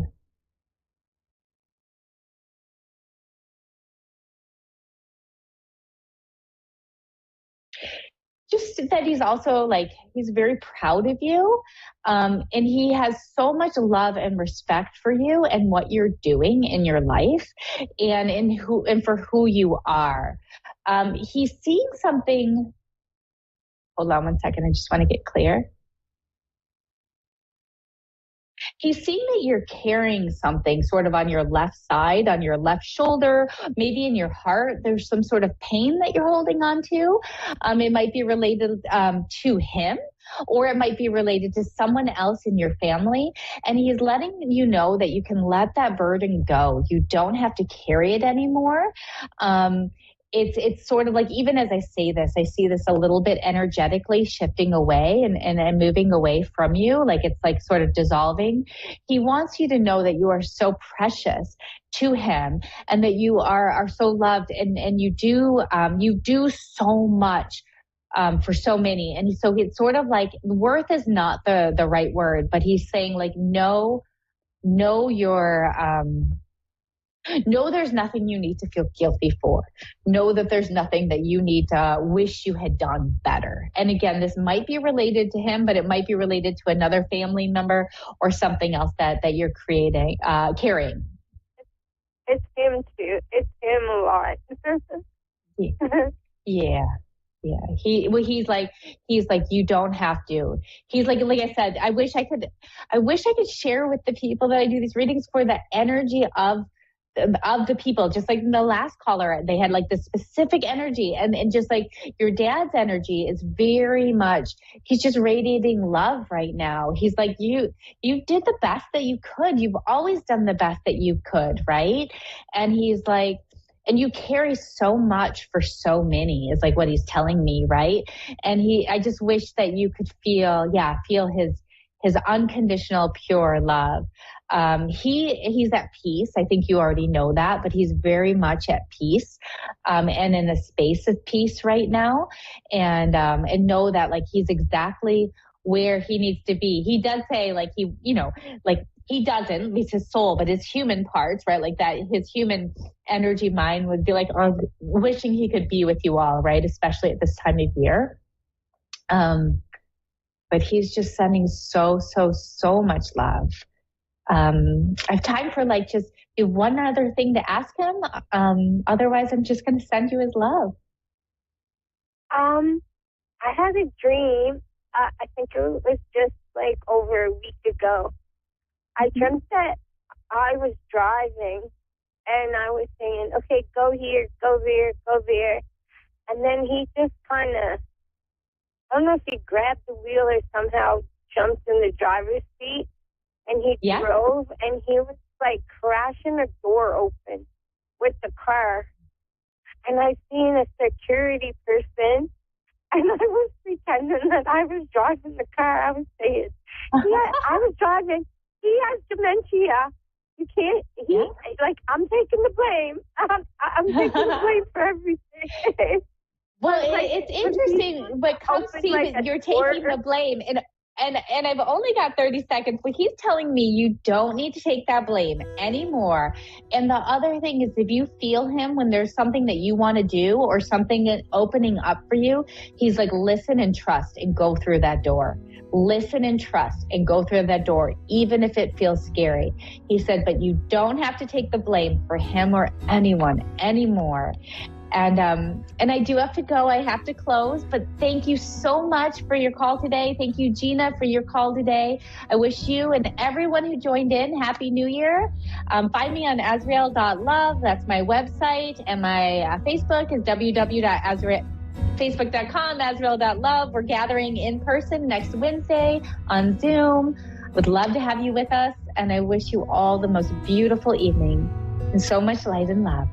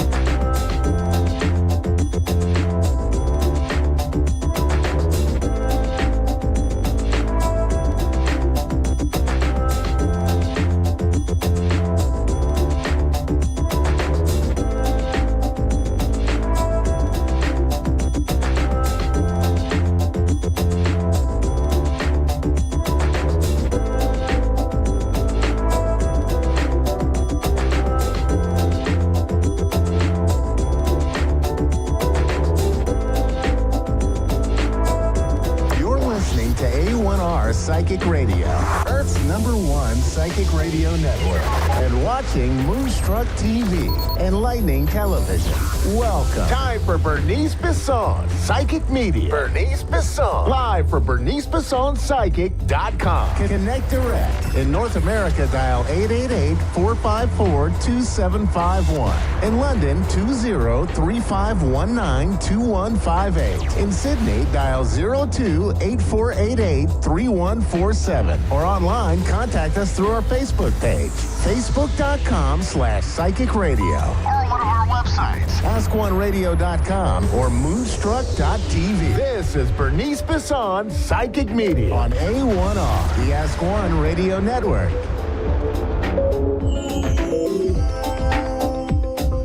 Welcome. It's Psychic Tuesday, and I'm your guide, Bernice Bisson. Let's get started. The last show of the year for 2024. And let's get started with all 12 signs. Again, you can listen to your sun, your moon, your rising for a fuller message. And so let's begin with Aries, sun, moon, rising for Aries. You're getting a big yes, Aries, and that this is satisfaction finally, and that you could have an advantage, you could know information, you could be privy to something that puts you in an advantage state where you could be the first to know. You could find that you're reaching a culmination, possibly with a job, employment, something where you could even get a payout, you get a contract conclusion, you could even choose to do that yourself. And you're going to see tangible efforts paying tangible results. And very relevant to what's going on in your world right now. So if you're starting a new relationship, you could find they're desiring to meet your needs. You can find if you're looking for work or to change careers or to change what you're doing, you could find opportunities to explore all those things going on around you. And you can find that pay attention to all the signs and symbols that could be really relevant to opportunities, offers, changes, and shifts that happen that you would have to tune into. Okay? All right, Aries, next 7 to 10 days. We're going to move to Taurus, sun, moon, rising. My little Tauruses, this is a time where you're going to be able to finally move forward on a wish fulfillment, finally consummate something, finally be able to move something. And I feel like you could have a wish card, a lucky card. You could, pull out the wild card of the deck. And it's a time to gain. That includes gaining weight. So I would be careful of that. You can find that you could replete drained resources, replete your health where it's been drained, where you felt really drained, or the drainage of, you could find that it's starting to be replenished for you. You're going to have to really dig in deep to your maturity side of yourself, Tauruses, and having mercy on people. You could really have some spiritual moments, some spiritual awakenings, or some really serendipitous events that make you full of gratitude and appreciation. And that you might recommit to health regimes. You might be checking off your list for New Year's of any resolutions you want to make. Gemini, sun, moon, rising. Thank you, Taurus.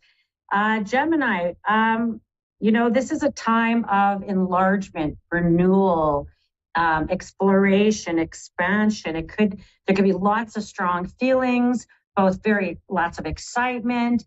You could have those ups and downs, and the times between excitement could just be not down times, but quiet times where it gets really, really busy and then it gets really, really quiet.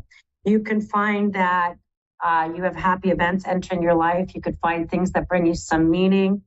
You can find that you have to be disciplined in remedies. So therapies, remedies, medicines. If you're on any medicines, run the course of the medicine.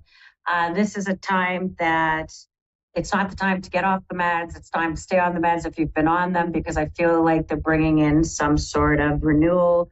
Lots of emotions running deep. You could find that both positive and negative. They could feel overwhelming. You could find that you also need those off times. And that you could find that, you're being tapped on the shoulder, your name's in circles, people are putting your name out there, that your reputation's preceding you. And that could serve really well for you. That could be, hey, unless you're a jerk, well, then that's your own doing. But you could find that people will know about you before you get there. And they could be talking about you in circles that will be important to you, Gemini. Let's keep moving. Cancerian, and today is our new moon in Capricorn, your house of partnership, and it's the second moon. And so this could be hidden aspects of your partnerships, including business, personal, spiritual, or even your romantic partnerships, and really seeing them in a new light. That could be kind of nice. There's an undercurrent to things, so I'd pay attention to how things sway, how things move, who shows all up in the same room, on your social media feeds, those types of things.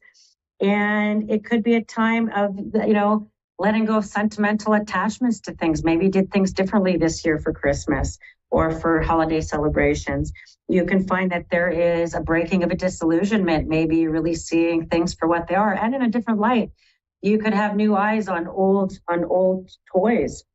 You could find that letting go can come in an explosive, unplanned, spontaneous kind of way over the next 2 weeks or so, that you're just like, no more, no longer. You could be the chooser of that you could be really looking at reducing waste, reducing deficiencies, reducing where you could be bleeding money and high expenses, and that you're going to really look at wise counsel, good advice. That could be legal advice, therapeutic advice, financial advice, from professionals that could take you in a good way, and that could come in long-term planning for you over the next 7 to 10 days, little Cancerians.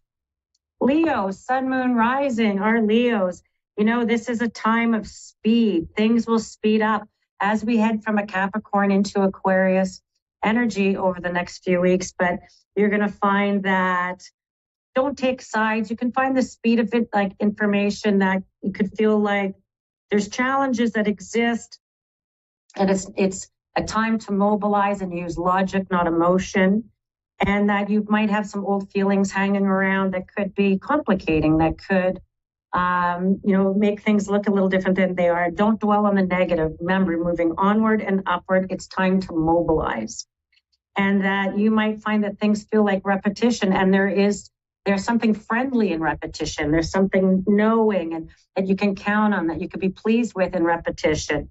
And that once you're able to, take some time off, maybe you can find times to play. You'll be able to mobilize, reorganize. You could be reorganizing your cupboards, your home, things you own. You could be reorganizing your house, your clothes. And you could be capturing, in this time, you could be addressing things that aren't working for you. You could be really looking at trying to repair, trying to get rid of, trying to purge, trying to sort or organize. And it will do you a world of good. It could even help you deal with nervous energy. Virgo, sun, moon, rising, Virgo, this is a time of maybe getting tapped on the shoulder for a good position, being recognized at your work, establishing yourself at work, including your reputation at work. And so don't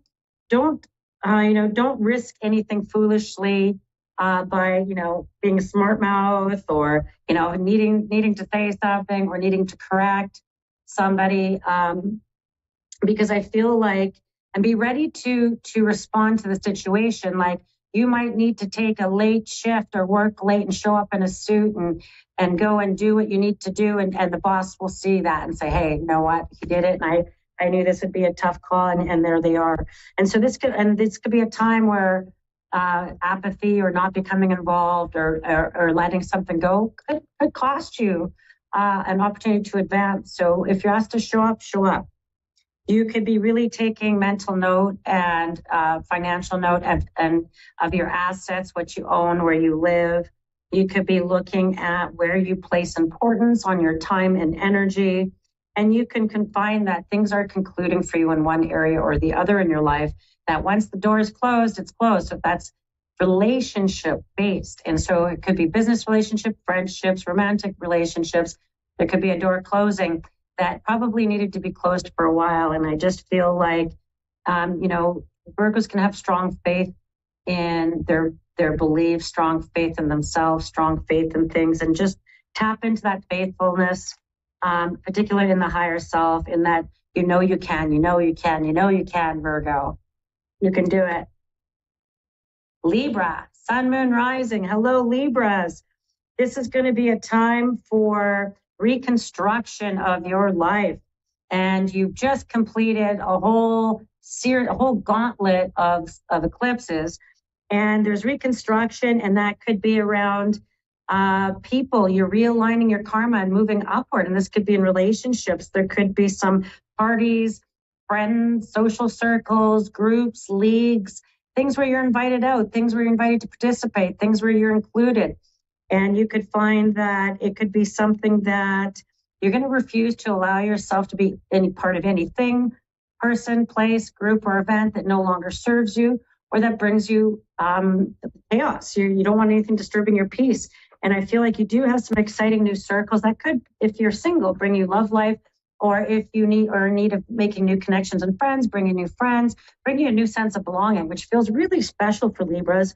And that it's okay if things are delayed. It's okay if things feel in parts of your life where they're a bit delayed, or you're waiting for this, waiting for that. There's more information coming. And don't try to initiate or create a bit of karma just to stir something up because you're needing a bit of a dopamine hit. So don't do that either, because I feel like just let things play out. Don't force anything. Let things sort out, and then you'll get the information you need. You're just gonna have to wait a couple weeks. So don't force anything. And that you might have to you might be obligated to having to complete tedious tasks. That's going to be your winner for the next little while, is just doing that. And it'll keep you sort of grounded and not responding to things. You'll feel like you're going to be able to take care of the small details in life. Scorpios, Sun, Moon, Rising. Scorpios, this is a reawakening. Look at your diet, your exercise, your home. And that no more self-sabotage. This is a time where you're correcting yourself. You're your tough boss on yourself right now. You're going to consolidate your finances in some way, and you could get very serious about working and paying off debt. You could really tap into all your resources and really coordinate yourself to be able to launch bigger projects, ideas, work, or things forward. And you're really going to get your ducks in a row over the next 7 to 10 days. I feel like you could have really early signs of a new relationship brewing around you. Could be kind of exciting. Don't go down too many deep rabbit holes just yet. I feel like people could be a bit challenging. Could be a bit non-committal. Could be a bit wishy-washy. So don't get too caught up in what people are saying. Look at their actions. Okay, we've got Sagittarian, Sun, Moon, Rising, Saggies. Dream. This is the time to dream, plan, organize, event plan. Get excited about the next 6 months. You could be looking at new ways of working, new ways of scheduling yourself, new ways of distributing your time among your most important people, hobbies, jobs, things like that. That this is a time you could get time to finally work on your house, work on your property, work on personal projects, and you kind of feel good about that. You felt like maybe you'd have been too busy to even get down to the personal. You can come up with some really creative ideas, really great notions, ways of resolving, problem solving, and maybe being able to conclude long-standing issues because you came in with a new insight. You can even find that you get reassigned. You could stay in a similar career, but get reassigned. New job, new tasks, new duties, new roles. And I feel like that could feel kind of exciting, like it's breathing new life into your career life for sure. And more like your schedule life, where you're able to balance maybe some of your personal hobbies along with job. For those of you who are in the work stage of your lives. Capricorn, Sun, Moon, Rising. Boy, this is a tough emotional moon for you guys today, because it's really a deep, dark insight and looking at and reviewing and looking back in. And that you're going to find that this could actually be a time where you're going to look at being the reasonable person in the room, having to be very logical. There's restitution. So if it's owed to you or you owe it, it's going to get paid. I mean, Pluto's moved from your sign. You have this reset. You've had 2 new moons in Capricorn and this lunar axis. It's really powerful for you to reset financially, emotionally, where you live, all of it. You could find that there is estate, there is insurance, there's financial or tax windfalls in the works. You can find that you could be looking at the depths of psychology, people's behaviors in organizations or that you're involved in yourself, in relationships. And you could be really trying to logic, rationalize, be reasonable. You could be in a situation where it needs a lot of decoding. And so you could be trying to really become quite learned in the dynamics of the relationship and all those things around that. And that this could be a time where you could see how far you've really come in your life. You could see how far things have gotten for you. And you could be really happy about some things. Other things you could reapply yourself for sure. Next 7 to 10 days. Aquarius, sun, moon, rising. Boy, you're about to be the belle of the ball. You have a bunch of energy showing up in your sign. You just had Venus there and about to leave. And Venus has really made me maybe lucky little bits of money, but also a lot of nervousness and having to, be on the fly with things, maybe even watching things around, light colds, sniffles, flus, allergies. There could be new opportunities stemming from where things end. So there could be, say, an organization closes, another one opens. This door closes, another one opens. And it would be in the same line of things that would continue services for you in some way, but it would probably be in a different organization. And it's time to, you're going to have to stiffen your backbone and you're going to have to not to become defensive. You might have to stand up and request things, make sure things get done, make sure you're served in the proper ways, and not to get too defensive, and to stay watchful, because I feel like you could be given heads up on anything that delays you. You must act, you must act on it when you see it, using logic, not emotion. And I feel like you could avoid things and double check everything when you leave the house. So it could be like, oh, I forgot this, I forgot that. So this feels very much like practicing mindfulness, very much so for the next 7 to 10 days there, Aquarian. Pisces, sun, moon, rising, our little Pisces. This is a time of going into your reserves, healing heartaches, you might be feeling a bit introverted, introspective, sad about the old ways, days, people, places, nostalgic. This could be a time of, you could be tempted to reach out to people from the past, trying to fix or rekindle or start up another conversation past.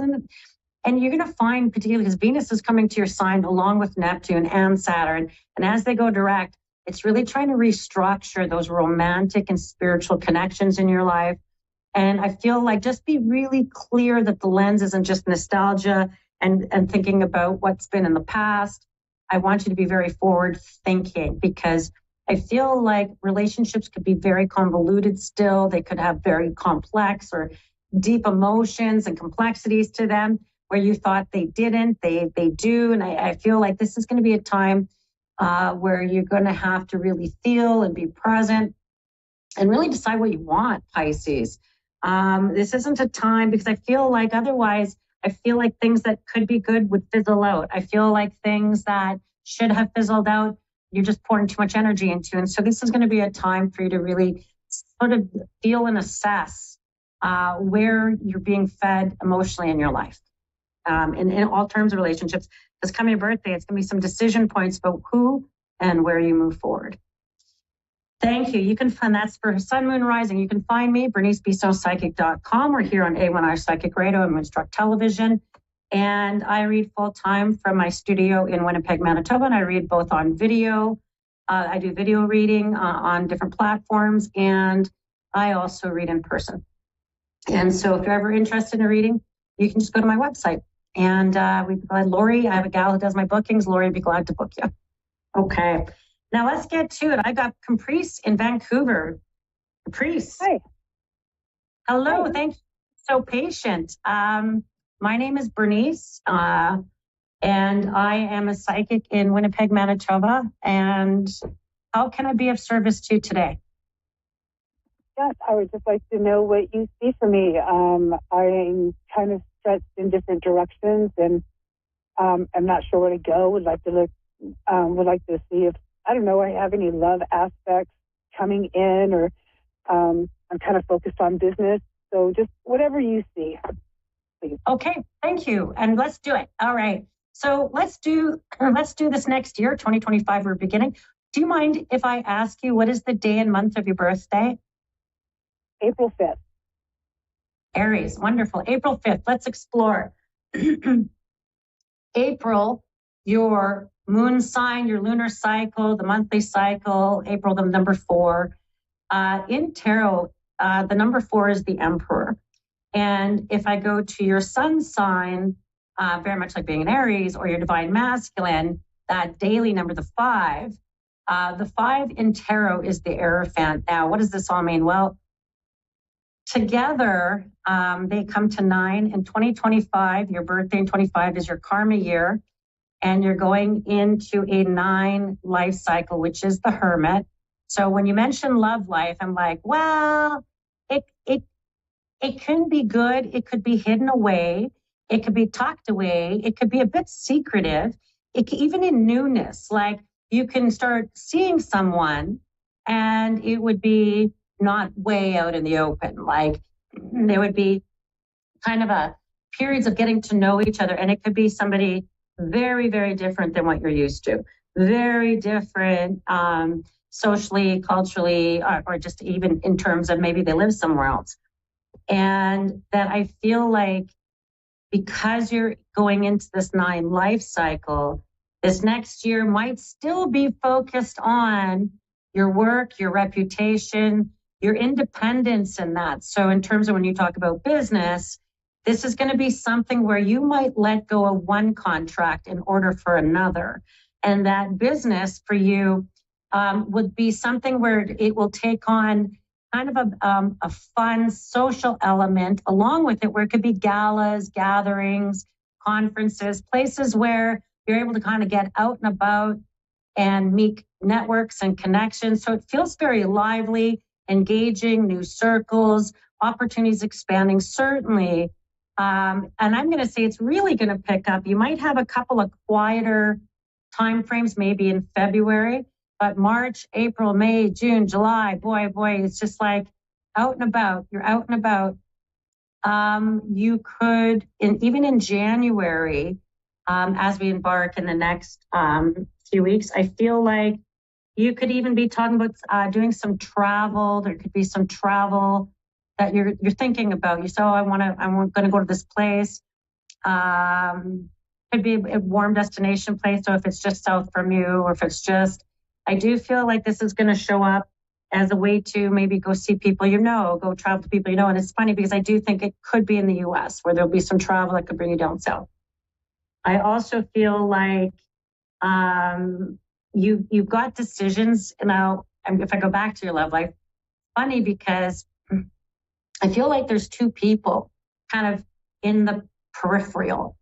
And I feel like one could very much feel like you've had a history with them. It could go through periods of very light, very on and off, in and out. I do feel like this person is around, particularly over the next 2 months. And then there's a second person who I don't know that you see him, but it's funny. There's this strong connection through work. And it could be where you work or people you work with, people you come into contact through your work or job. That would be a romantic prospect. And, darn it, if they show up as a Scorpio, I wouldn't be surprised by that. Like, very, yeah. Do you want to talk about that? I don't know if I'd be interested in a Scorpio. I do have a friend that we have been friends since we were 10 years old, and he lives in Mountain Home, Idaho. And he has been trying to get me to go out there, and I was supposed to go this week, and, I don't know, it just wasn't in the cards. And I don't know.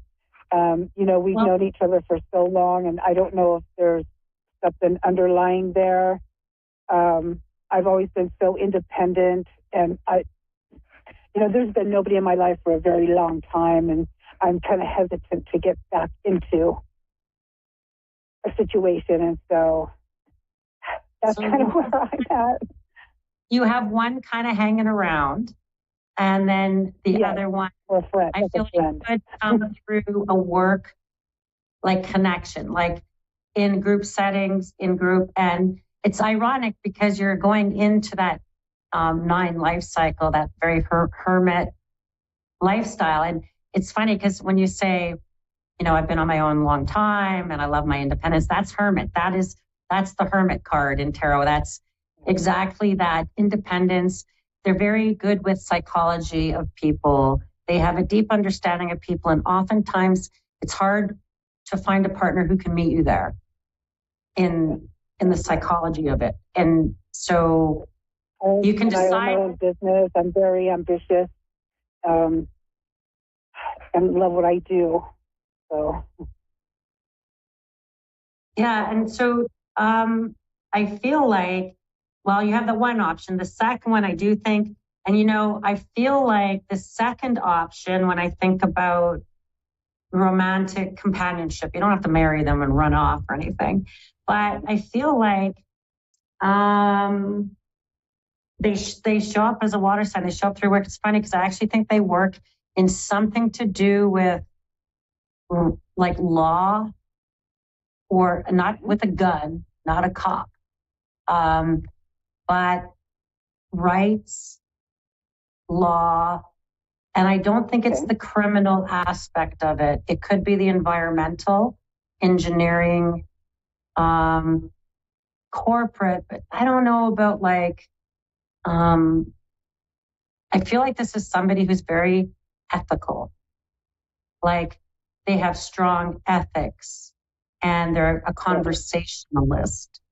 And I feel like you cross paths in a way you're not expecting, like group gatherings. Okay, not parties, but that would be to work or volunteer work. I feel like if I go back to your job and your work, I do feel like there could be an evolution of what you're doing. And I'm glad you love what you're doing. That's such a blessing. I feel like your reputation, your ideas, something could really spark for you in a really powerful way, where you could find that you even come around your birthday, could be a nice birthday gift for you, where something you're really able to take a lead in that feels really good for you.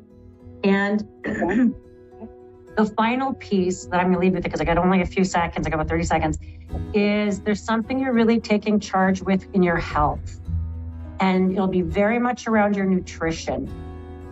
And I feel like you'll become very diligent and disciplined around your nutrition. And there's health, healing, and something around that where you're gonna feel good. You're gonna feel good because of it. Good. Thank you. Okay, thank you, my girl. Happy New Year. And thank you for tuning in. And my name is Bernice Bisson, and you can find me at bernicebissonpsychic.com. Thank you, and have a happy New Year, everyone.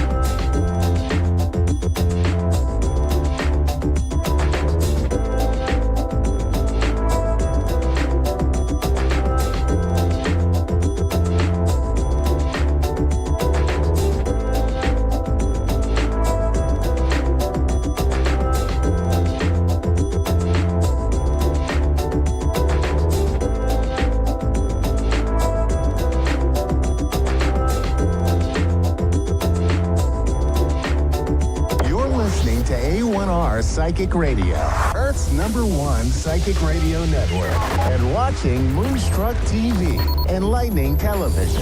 Welcome. Time for Infinite Soul Connections with Shelley Devine. The Hummingbird Media. Live from InfiniteSoulReadings.com. Connect direct. In North America, dial 888-454-2751.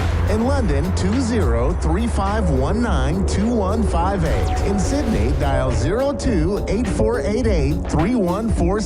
Or online, contact us through our Facebook page, facebook.com/psychic radio. Or one of our websites, askoneradio.com or moonstruck.tv. This is Infinite Soul Connect on A1R, the Ask One Radio Network.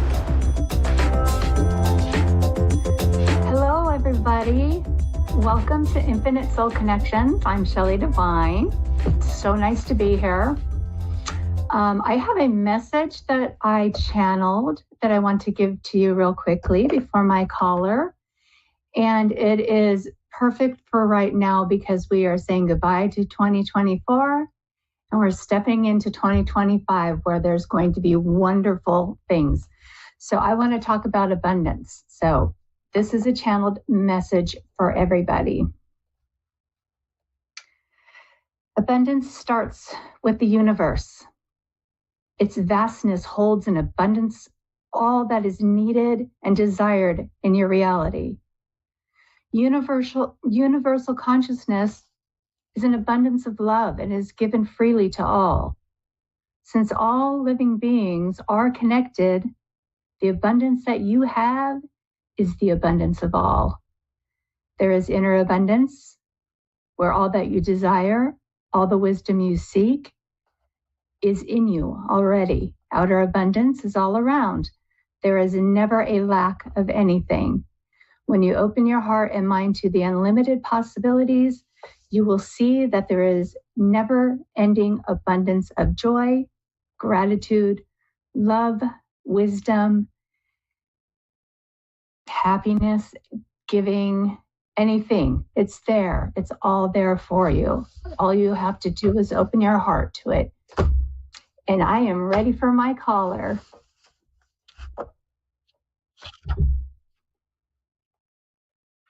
Okay. Allison, are you there? Hi. Yes, I'm here. Oh, wonderful. How are you on this New Year's Eve? I am doing well. Thank you. How are you? I'm doing well too. Is there anything that I can do for you today? I would just like to know if there are any messages that you feel I need to receive from the other side. Okay. All right. First thing I'm getting is creativity. And the muse of creativity. So are you a creative person? I'm a closet creative person, yes. Okay, you are going to step out of that. The muse is calling to you. You're going to step out of that. And whatever it is that you love to do, whether it's gardening, writing, painting, singing, dancing, whatever it is, the muse is calling you, okay? So step out and into that space of creativity. You also have, I've pulled a couple of cards for you. We have the joyness and fun card. Of course, that goes right along with what I just said. Stepping into your creativity and embracing it is going to bring you a lot of joy and a lot of fun. Now, I did get a sense of that there's something that you need to let go of. That maybe once you let go of that, you will be able to step into your creativity. Does that sound like something that you're dealing with, or does that resonate for you? Okay. Yes. Perfect. Okay. So letting go of whatever that is, whether it's hard or whether it's easy, I'm not going to tell you to just suddenly do it. Just try to work on that. Okay? Try letting go of whatever it is that's holding you back. Because you've got the angels all around you. You've got the angels of the 4 directions, which is really amazing. That means that you are absolutely on every side surrounded by angels. Do you talk to your angels? I sometimes when I usually do, but sometimes I feel like I'm in a more spiritual space than I am right now. Okay. Talking to your angels, talking to your guides, whether you feel like they're listening or not, just talk to them, okay? They are listening, and eventually you will start getting the answers. But what I want to say about the angels is that you do need to ask them for whatever you want. They will not intervene in your life unless you invite them to. Okay? Your guides have been with you from birth. Angels need to be invited in if you want them to be involved in your life, okay? Okay. There's also a milestone that, let me see. I feel like you either just reached a milestone or there's one coming up very, very soon. Does that resonate? Well, we are in the midst of trying to 2 things, get our business and, like our stuff in a row there. And also we are trying to adopt our grandchild. Okay. All right. So 2 things, yeah. So the milestone I feel is with your business. And I think, okay. So what they're saying is, you know how we set goals? They want you to set milestones. When I reach this place in my business, I've reached this milestone, and then set the next one. Does that make sense? Yes. Think of them as milestones and celebrate them. Celebrate them when you reach them. Okay? Let me think about the grandchild for a minute here.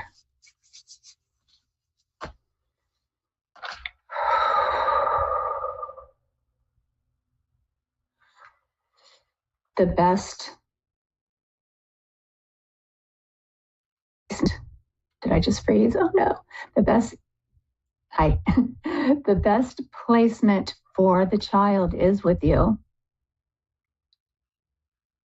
I do feel the adoption is going to go through. It might take a little time, and it's going to take a lot of patience. Okay? Okay. But I do definitely feel like it's going to happen. It's the right thing. It feels so right, because this child is going to learn and grow so much from what you have to give. And of course, part of that is love. Big part of that is love. But there's also just teaching them the way to be in life, the kind of person to have compassion and gentleness, because I can feel a lot of gentle compassion with you. And there's firmness in it, but it's gentle, if that makes sense. But you are very compassionate, and you are going to teach this child how to be like that. Okay? So whatever the situation is now, just know that when you have this child, it is going to be, I'm sorry, is it a granddaughter or grandson? Granddaughter. Okay, she is going to learn so much from you as a role model. That's important because I feel like you're a really good role model for this child. Yes. Okay. Do you have any other questions? Let me see. Just with the we have a court case happening, right? It's going to be the 7th, and her mom is trying to take us to court right now. We do not allow any contact because of her mental health and. Okay.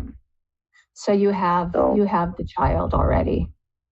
Oh yeah, we have her. We've had her since she was born, and she's perfect. 9. So. Oh, that's perfect. Okay, so she's gotten the best from the very beginning. Then,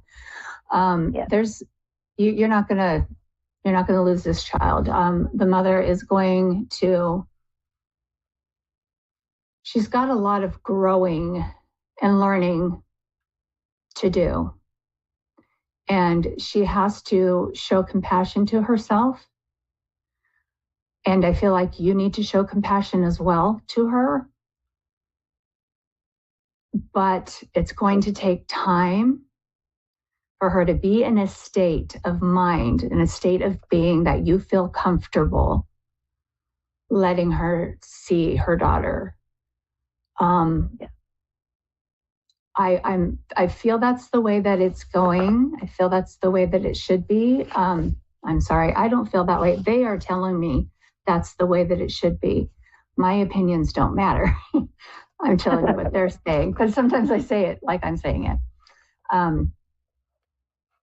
There's a lot of blessings around this happening, around this adoption. Absolutely. And I want to tell you that there is animal energy around you. And it's going to sound weird because it's a dog, but dogs represent friendship, right? And loyalty. So today, you are being asked to love without condition. Your energy and enthusiasm are an inspiration for others. Choose to be happy. Because you are a protector and a friend. And that is what the dog, represents. I'm going to show you this card because it's beautiful. I hope you can see it. Okay, so take those words to heart. And I want to give you all the blessings I can and send you all the love. The angels are sending love, everybody's sending love, and everything's going to go well. Okay? Thank you. Okay, you are so welcome. Thank you so much, Allison, for letting me read for you today. Thank you. I appreciate you. You have a beautiful, blessed New Year. You too. Thank you, everybody. Blessed New Year to all of you.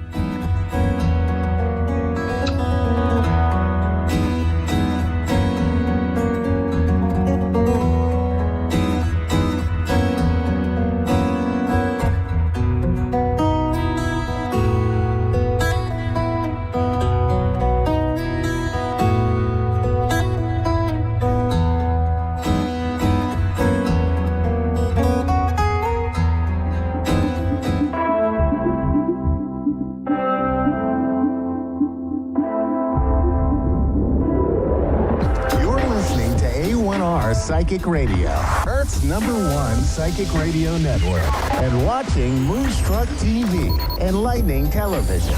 Welcome. Time for astrology and psychic readings with Lady D. Lady D. Live from LadyDPsychicParties.com. Connect direct. In North America, dial 888-454-2751. In London, 20-3519-2158. In Sydney, dial 02-8488-3147. Or online, contact us through our Facebook page, facebook.com/psychic radio. Or one of our websites, askoneradio.com or moonstruck.tv. This is astrology and psychic reading on A1R, the Ask One Radio Network.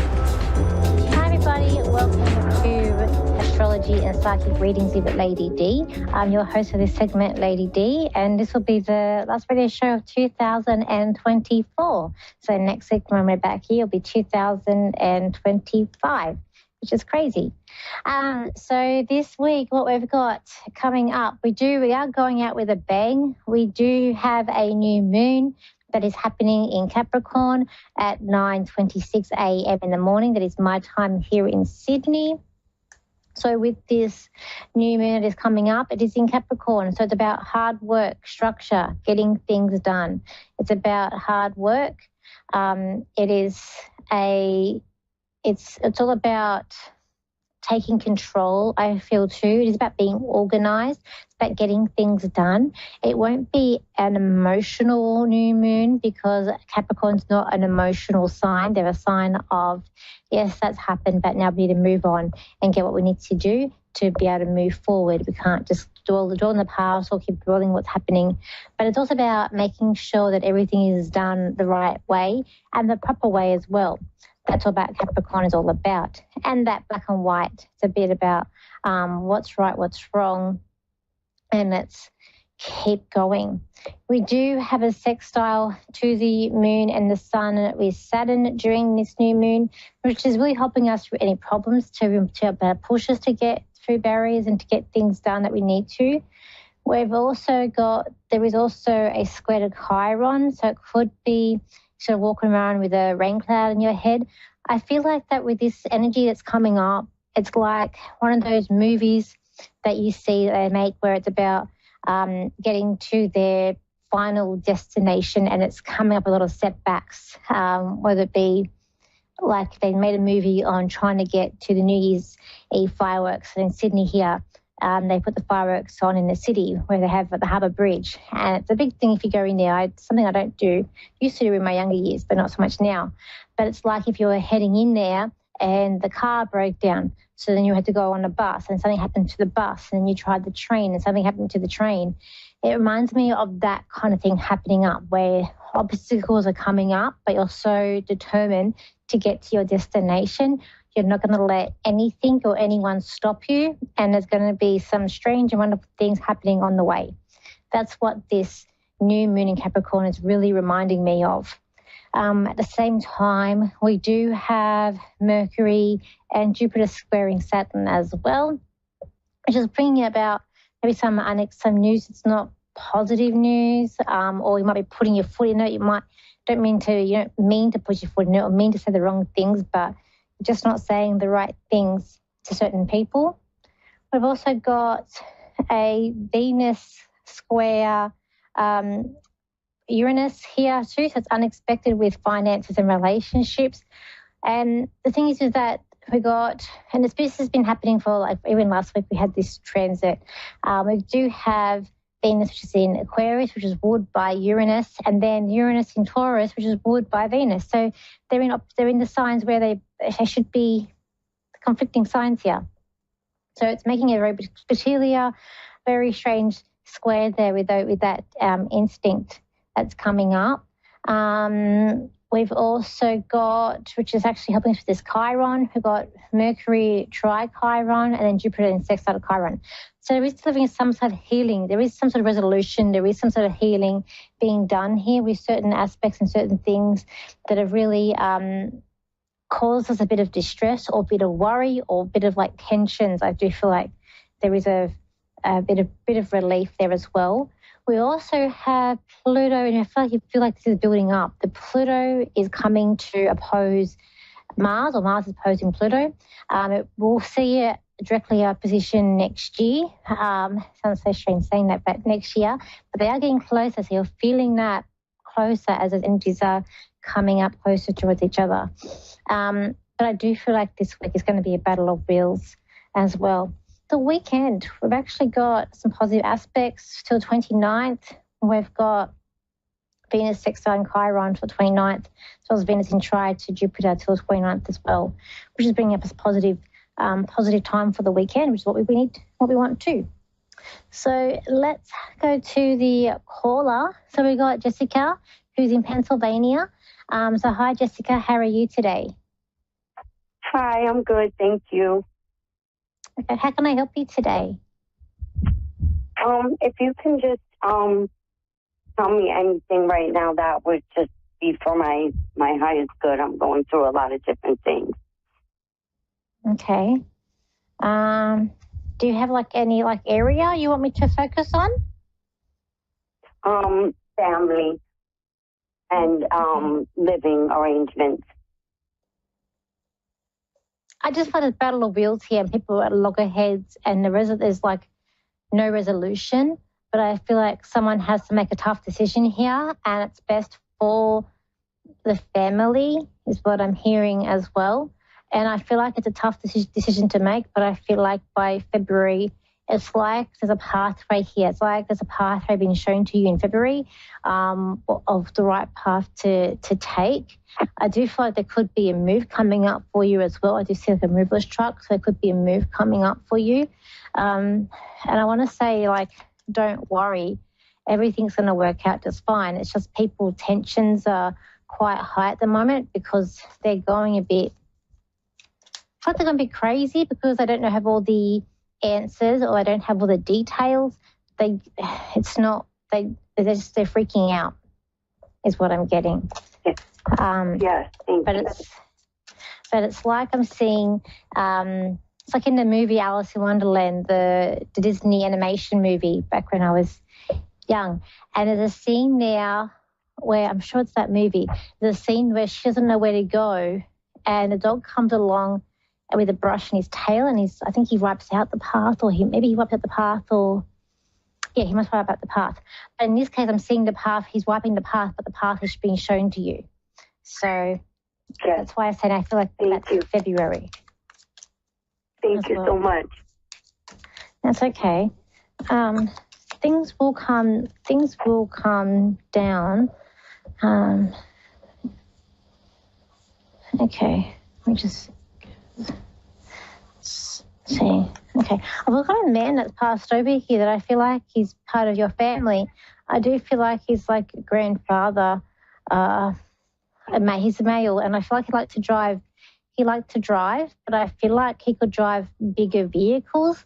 And I know that like he's got a grandmother with him there. He's like, grandmother's with me. So I feel like your grandmother, or his wife, is with him as well, because he's telling me that he's with her and he likes to take care of everyone. And it's like he was the glue that stuck people together. And without him being here, everyone's going their own separate ways. And it's just became very chaotic without him here. But he was very like level-headed. But the tractor he drives, I just feel like he's driving like I don't know if it's a tractor or a big car or a truck. It's a big, like I feel like the car he drives is a big car or big truck or big tractor or something. Does that make sense? Yeah, my Uncle Tom, my great Uncle Tom died last December, and he had a farm, so he had tractors, he had a truck, and he owned the family business. Okay. I was saying he was the glue that stuck it together. Like there's too many chiefs, not enough Indians, and I feel like he's saying like no one listened to him. So I feel like he had everything written down, or there was instructions of what's to happen. But I feel like it's been torn up. Like people haven't followed through with what he wanted, because I feel like it's showing me paper being torn up. And he's not happy. He's a bit angry. But he's a loving man. Like he's showing me like he's a loving man. Like when he comes to like the children or the family, as well. Like he's showing me he's very loving towards the children. And I feel like he had a dog that was his best friend as well. And I feel like it's like this man's quite wise. It's kind of like it's like Mufasa and Lion King, where he's explaining about the circle of life. He's like explaining the circle of life to me. It's about how the business works as well. But he's like, everything's going to be okay. Take one day at a time. There's a man. He showed me like a strong male, that's there, and it's like you're going to have to work that. They need to be working around him because he's not budging. But he's like, don't worry.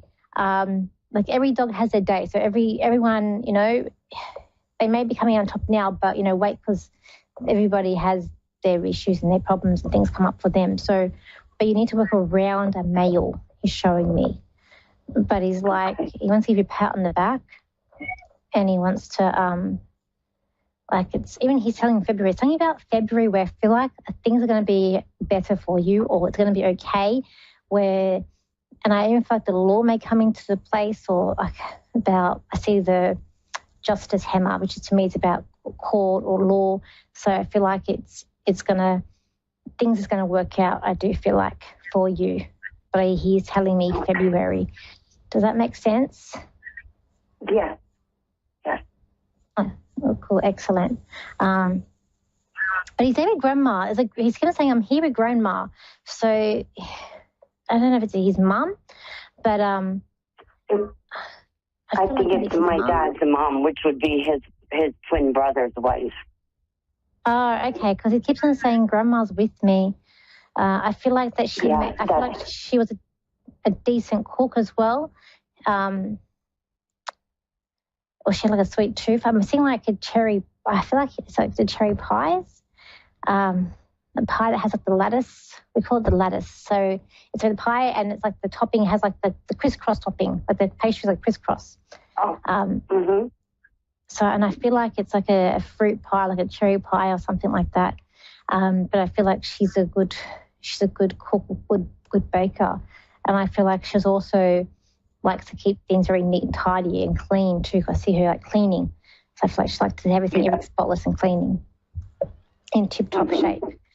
And she just wants to say hi. She's saying hi and just stop smell the roses. So just stop and breathe, and it's going to be okay. But she's saying stop and smell the roses as well.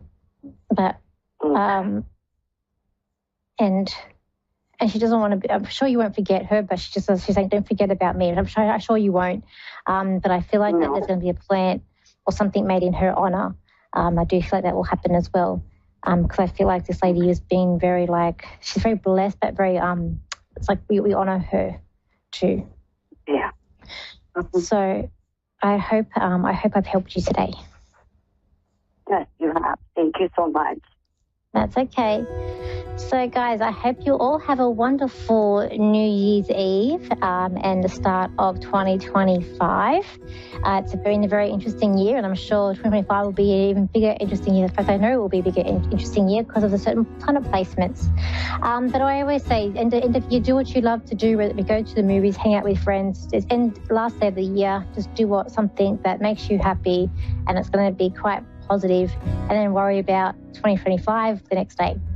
But thank you. If you want a reading with me, you can contact me through either my website, Lady D Psychic Parties, or my Facebook, which is Lady D Psychic Parties. My Instagram is Lady DS Psychic, and my TikTok is Lady D Psychic, and my YouTube, which I've got 10 more subscribers to go to make that a magic 1,000 number, is Lady D or Danielle Psychic. Thank you. Have a wonderful 2024, and I'll see you in 2025. Bye now.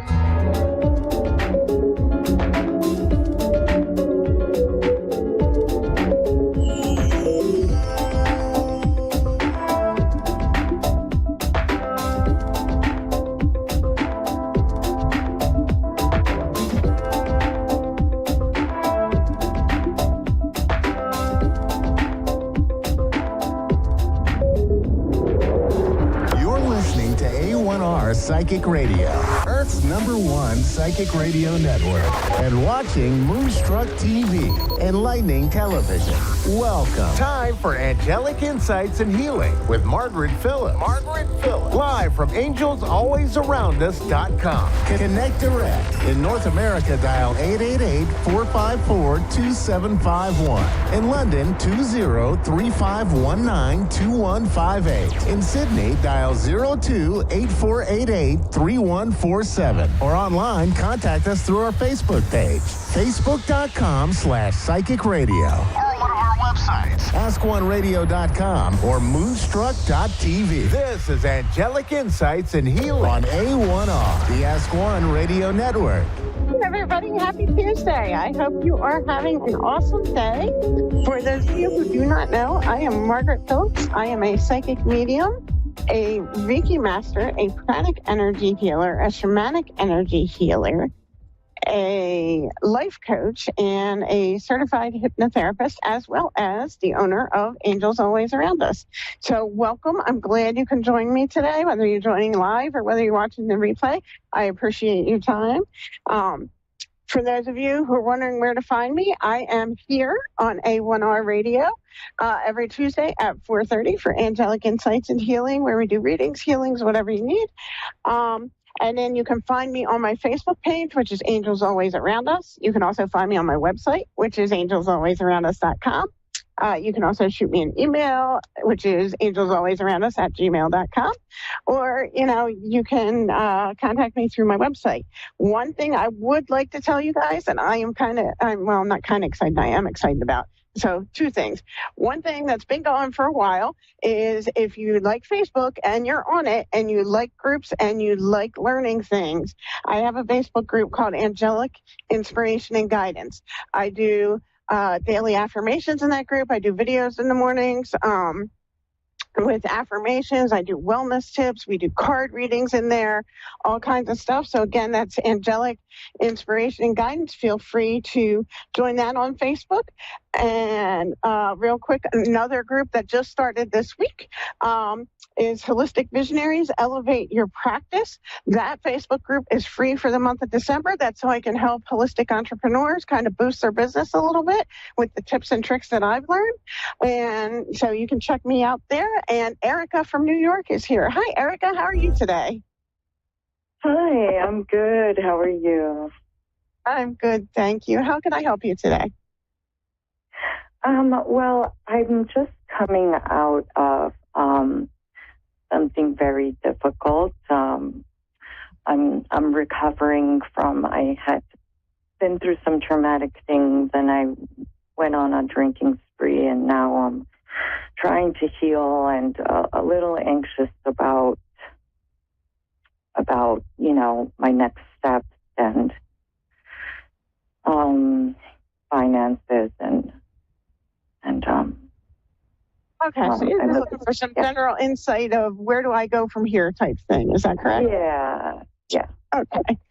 All right. So first of all, I want to give you kudos for realizing that you were having a hard time and for pulling yourself out. You said, you were drinking for a little bit, but now you've came back. So yeah. Great job, because that can be really hard. A lot of people can have a hard time identifying when too much is indeed too much.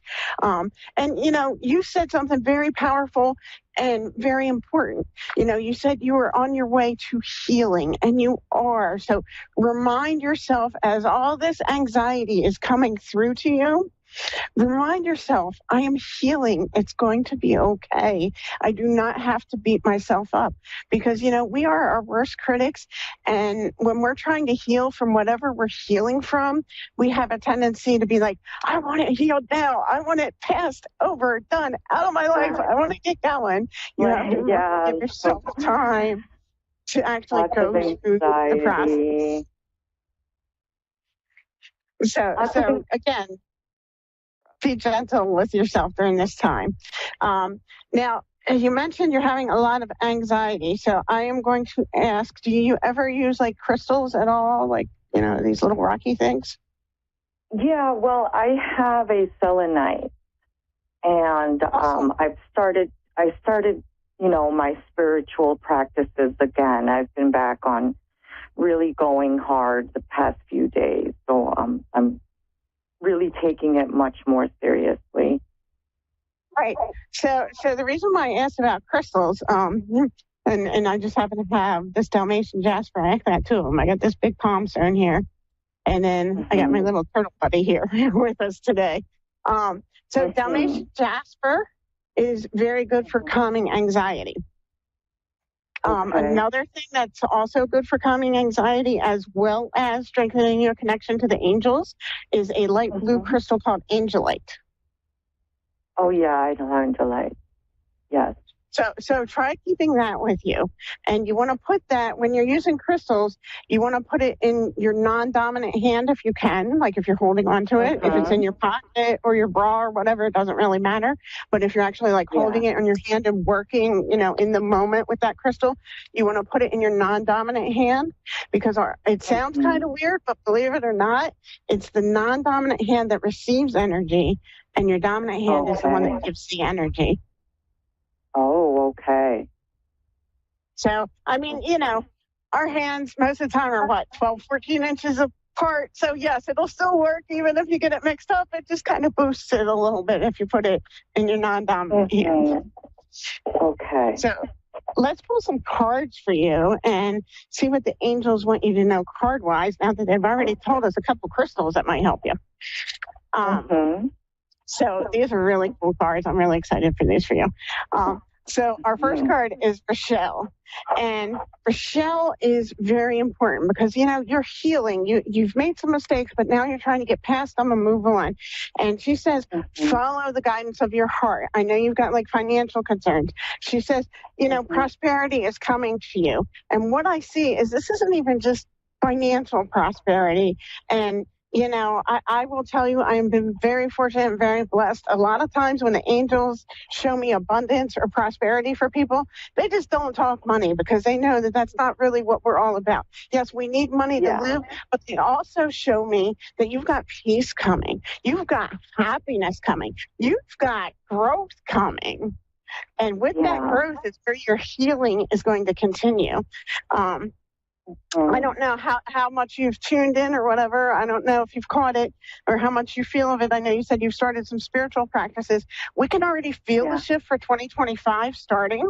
2025 is going to be a great year for all those who take advantage of it. It's going to be a year of healing. It's going to be a year of growth. And I don't mean just like a little growth. I mean, like I've seen things like 25, people are going to be slingshotted to where they want to go. They're not even just like taking the slow escalator, and we're getting slingshotted next year. So it's coming. So Rochelle says, just remember, as long as you're following your heart, as long as you're following your intuition, prosperity is coming. That peace is coming. Your financial worries are coming. Now, they're going to be relieved. Now, the next card, this is really important. This is Desiree. And she comes to tell you that you have to be cautious. And what I'm hearing, it's funny because the cards are almost talking faster and I can hear spirit coming in and everything's going. But what I'm hearing is with you need to be careful. And this goes for a lot of listeners out there, because we all, until we train ourselves to think differently, and sometimes we can still slide back, we all kind of get in that, how am I going to pay the bills? Where's this coming from? Panic, right? Don't worry about that. I know it sounds crazy, and I know it sounds too simple of an answer, but it's really not. Right. Don't worry about that. So I have two things to tell you as far as your finances and your caution card comes into play. So first of all, I'm going to give you a really great affirmation that if you are open to it, and if you actually use it with an open mind and just like that little mustard seed of faith in your heart, it will work. I guarantee you, I've seen it work in my own life. I've seen it work in lots of clients' lives. So affirmation I want you to say every day is, I have enough for all of my needs and some of my wants. I have enough for all of my needs and some of my wants. Now, our human mind is thinking, wait a minute, I don't want some. I want the whole kit and caboodle. Well, guess what? That's putting the universe's terms. And the universe thinks way bigger than we do. So our human mind is thinking some is like this cup full of stuff. The universe is thinking some is like, okay, let me give her 3 planets worth. So I have enough for all of my needs and some of my wants. And the other thing, that goes along with that, so you're going to say that at least once a day. Anytime you find yourself starting to stress over money, over how am I going to pay this bill, I have enough for all of my needs and some of my wants, and then go think about something else happy, or at least something else that's It is exercise. If you're looking out at the yard and saying, wow, those flowers look pretty today, doesn't matter. You've got to, use that affirmation, set that intention, and then get out of there. Get out of there before you get stuck, because the law of attraction says, okay, we've set it to this vibration.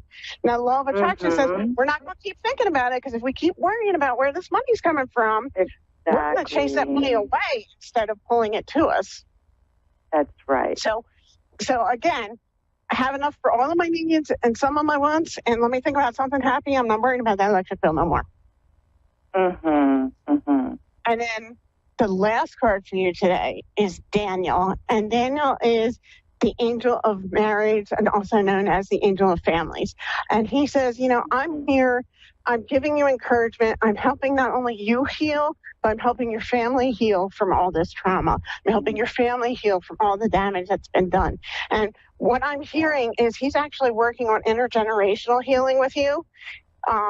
Because it's not just you, it's not just your kids, it's not just your parents. You've got multiple generations that got all kinds of stuff. I sense it. I've been sensing it's like my intuition has gotten so strong, and I've been feeling that my healing is gonna heal like my whole family. Right. And you are absolutely correct, because and for those of you listening, and especially for you, Erica, sometimes, and I was talking to another client about this a couple of weeks ago, sometimes we're labeled the black sheep of the family, and we're kind of like ostracized and looked at like we're crazy. But the reality is 99% of the time, the black sheep of the family is labeled the black sheep because we want to break that cycle. We want to be emotionally healthy, and they're just too lazy to put the work in, and they don't care. Right. But we don't want that life. So everybody, all you black sheep, enjoy the pasture. Let the white sheep hang out and do their thing. Don't worry about them. Yeah. But everything does look good for you, Erica. Stay with where you are. Keep working on healing yourself. Keep working on your spiritual practice. Keep working on what you need to do to not, get caught down that rabbit hole of drinking again. And I think you're going to be fine. And as always, guys, if you have any questions or, if you need some follow-up advice or whatever, please feel free to reach out to me at angelsalwaysaroundus.com or on Facebook at Angels Always Around Us. And then from there you can find my phone number and that kind of stuff. I am here to support you guys. I hope that was helpful, Erica. Yes, thank you. Awesome. Thank you for joining us today. And again, guys, you can find me on angelsalwaysaroundus.com, Facebook Angels Always Around Us, and, visit my Facebook groups. Check out Angelic Inspiration and Guidance for your daily inspiration and guidance. If you're a holistic entrepreneur, check out Holistic Visionaries and Elevate Your Practice on Facebook.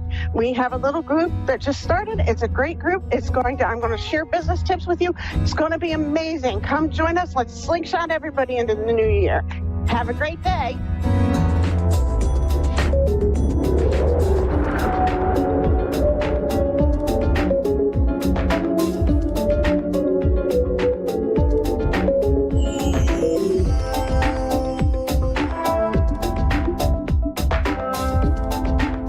You're listening to A1R Psychic Radio, Earth's #1 psychic radio network, and watching Moonstruck TV and Lightning Television.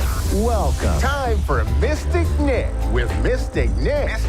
Live from lightheartedmassage.com.au. Connect direct. In North America, dial 888-454-2751. In London, 20-3519-2158. In Sydney, dial 02-8488-3147. Or online, contact us through our Facebook page, facebook.com/psychic radio. Or one of our websites, askoneradio.com or moonstruck.tv. This is Mystic Nick on A1R, the Ask One Radio Network. Hello, everybody, and Merry Christmas. So you're celebrating Christmas Day. Well, I assume most of you are celebrating Christmas Day. We had our day here yesterday, so today's officially Boxing Day. So it's the holidays. So let's relax and enjoy the festive season and time spent with family and friends. So I'm going to choose a card. I'll take a caller real soon because I really would like to connect. So we have a jumper card, so one that jumps out of the deck. So this one is about having patience and taking our time and don't rush into things. So as I just suggested, this is the holidays, so we don't need to rush. We need to sit back, relax and enjoy. You know, it's been a big year. And, you know, before we move into the new year of 2025, which I feel is going to be an awesome year, but also feel that if there's stuff that needs to be sorted, will come to the forefront, to the surface for us to let go and acknowledge and deal with and to make changes. It seems that there's a theme of change coming up for us as well. So if we can embrace that, whatever that means for us in whatever way, not to fear change, but to have patience and have patience with ourselves and have patience with others. But also not to rush in, so to take our time when making decisions or moving forward. So we feel, you know, and use your intuitive sense as well. You know, when things feel right for you. So, you know, trust that gut instinct and your inner knowing, because that will guide you. That will be your best indicator of what's moving forward. So I have Michelle on the line from Alberta, I think. So I'm here in Tasmania, Australia, so across the globe. So welcome, Michelle. Are you there? I am. Thanks for taking my call. You're very welcome. Yeah, Merry Christmas. Thanks for being here on Christmas Day. I was wondering if anyone would show up. Excellent. I guess not too bad. My mom passed away 3 years ago on Christmas, so it's never a fun time. Gosh, yes. And this is the thing about this time of year. As much as we want to celebrate and enjoy the festive season, it brings up a lot around, you know, our loved ones and the passing, particularly at this time. So, you know, that's an interesting concept, I guess, of, you know, bringing the memory about with, you know, the loss of a loved one at this time, because it makes it even more special, really, doesn't it, to have to acknowledge them and think of them even more so at this time. Absolutely. Yeah, so, well, you know, I am a medium, but I always say I work for spirit. So if they choose to connect, we can put the call out and we can, you know, see if they're around. So I'd love to see if there is something. For some reason, I'm seeing a white disc of some kind. So it's a white, I'm trying to work out what this, well, it's just a round circle, but it's flat. Is there anything to do with a vase or something? And flowers, I'm seeing flowers. So have you got flowers that are in memory or some sort of connection? Do you know anything what that might be about? No, I'm not sure offhand, but maybe it'll come. Right. Okay.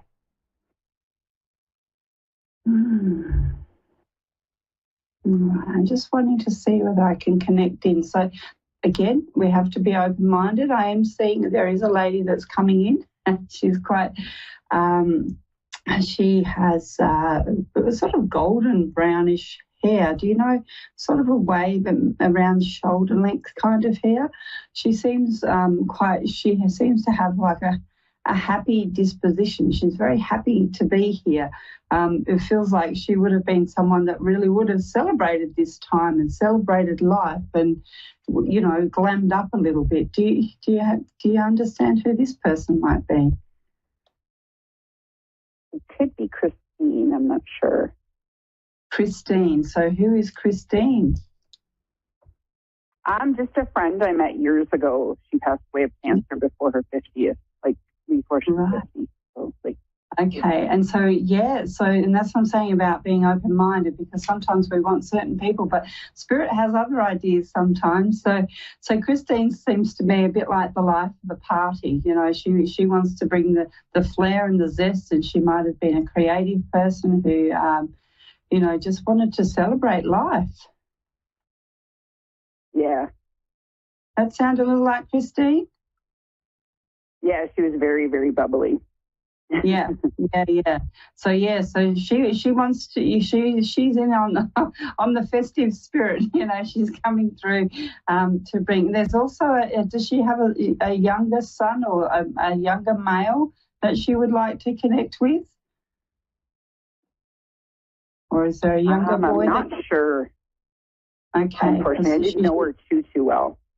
Yeah, unless there's someone that's younger that's in spirit with her as well, because she's showing me she's basically got her arms wrapped around this young person. So I feel this could be a connection to someone, a younger person that was in her life that has passed as well too. So, she's giving the okay to the family. So maybe if you could follow that through, as I say, they'll take the opportunity where they can to come through. So if there's someone that that knows a little more about Christine than you do, it might be worth just checking in as well too.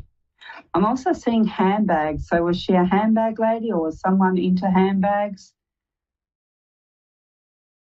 I'm not really sure, to be honest. I definitely have lots of handbags. So you have lots of handbags, or it could be you as well too. This is why it's working out who belongs to the information. So someone, yeah. So is there a white handbag that's like a brand name handbag? Not that I'm aware of. Oh, I'm seeing a special handbag. So unless it's a gift or someone's buying one or it's being gifted, did anyone give you a handbag that's a special gift? No. Okay. All right. Oh, now I'm seeing onions. Is anyone do you understand why I'd be seeing onions? Does anyone have an adversity to onions, or have you been using onions, or something happening with onions recently? I used green onions in my eggs this morning. Right. Okay. So that's Spirit's way of letting them know that they're right with you. Okay. So, yes. They see all, which is, that's the beautiful thing. And did you say eggs? Because I'm seeing eggs as well. So So again, so what I'm seeing in the vision I'm being shown is your mother. She is right. It's like you feel her. Do you feel her around you? Because I feel like she's there with you and she's standing behind you and around you when you're doing these things. And it's like you have a connection or you have a felt sense or you're thinking about her. Does that make sense to you? Yeah. Yep.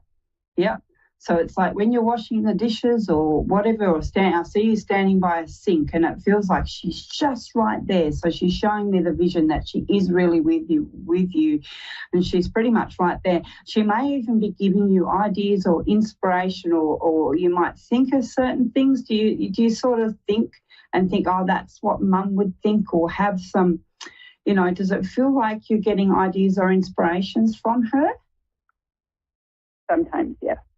Yeah, and that's what she's showing me. That's what she's doing. She's really in your ear, really close to you, which is beautiful. Which is lovely, because she hasn't gone too far. She's doing her thing, but I feel like she's very different energy too, and that's probably why the other lady comes through first, because she's bubbly, a little bit more out there. I feel like your mother, she probably wouldn't have been so out there. She seems a bit more reserved, hence why she's a little bit more in the background or standing to the back, behind you. Does that make sense?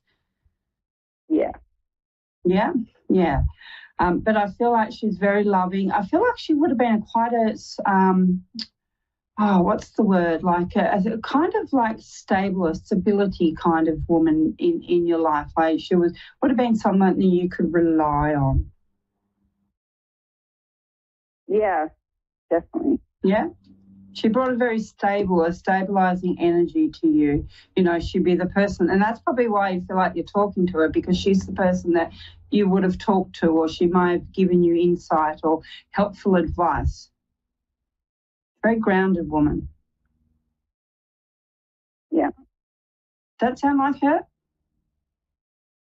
Yeah, somewhat, for sure. Yeah. And did she have darker brown hair? No, she had red hair. She had red hair. Did she ever have brown hair at any time? Or maybe I wouldn't say so. Pardon? No, more so blonde or gray, but never dark. Okay. Oh, I'm saying unless there's a darker woman or you've got a sister or whether you've got darker hair, because I'm being shown someone with darker hair as well. Okay, I have kind of darker hair right now, but there is red in it. Yeah, okay. So it could be the image of your hair. Have you just coloured it? Because it looks, or is it? It looks kind of vibrant. She's showing me the vibrancy of the hair. So did you? No, actually, I'm hoping to do something brighter. I'm going to be doing something brighter in a few weeks because it's pretty dull right now.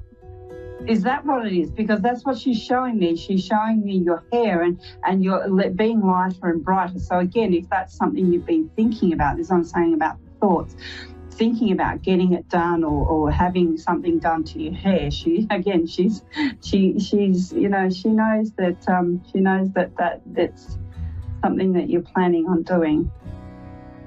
Okay, that makes sense. All right, so I've only got a really short time left. So hopefully that's brought a little bit of validation around. It's very tricky on such a short time frame. But yeah, I can absolutely. Pardon? No, that's no problem. Thank you so much. You're very welcome. So you enjoy your Christmas and know that your mum is there and the other lady as well too. Thank you. Many blessings. Okay, and to you. Thank you very much for calling in today.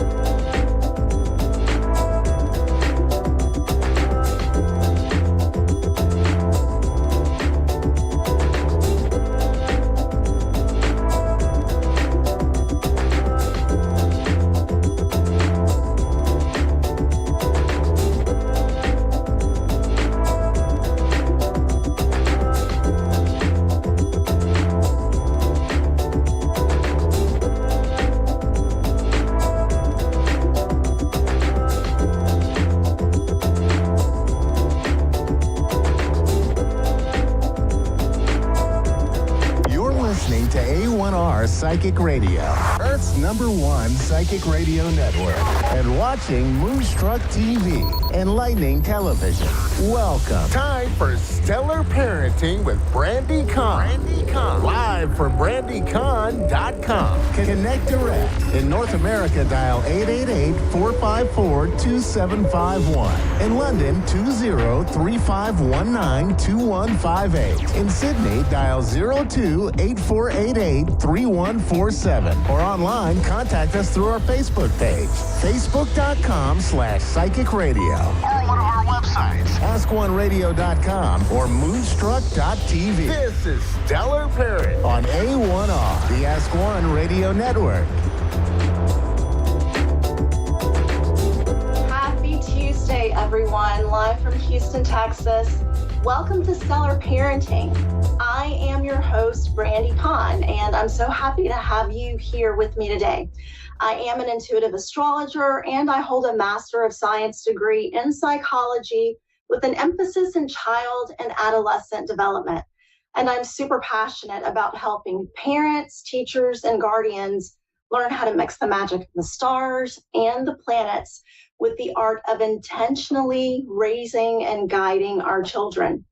Please join my Facebook group, Psychology Infused Astrology. There you'll find free training, and I'll also keep you up to date on my latest events. Okay, so for today, we've got a really, really fun show. I'm going to give you some astrological high points for the coming year for 2025, along with important dates of retrogrades and eclipses. And I promise you, you're not going to want to miss this. There's really important information. So buckle up, hang tight. Here we go. This upcoming year of 2025, it's really going to be a year of major shifts, okay? I'm talking major, not only within the collective, but also on an individual level. Why is this important for each of you? Why is it important? Well, it's really important that you have some understanding of what's going on in the cosmos, because one of these transits could be significantly impacting either an angle in your natal chart or one of your planets. And if one of these transiting planets is impacting your natal chart in that way, it could bring, unseen opportunity. It could bring some challenge. It can bring major transformation to your life, okay? So understanding this allows you to work with the energy. And then when you're working with the energy, you feel like you are in the driver's seat, and it's coming from a place of empowerment. Versus if you're not working with the energy, you might feel disempowered if it feels like your world has been turned upside down. So it's very important to work with the energy of the cosmos in a very intentional way. So I'm going to begin by just telling you about how the planetary transits are going to affect the whole world or the collective, okay?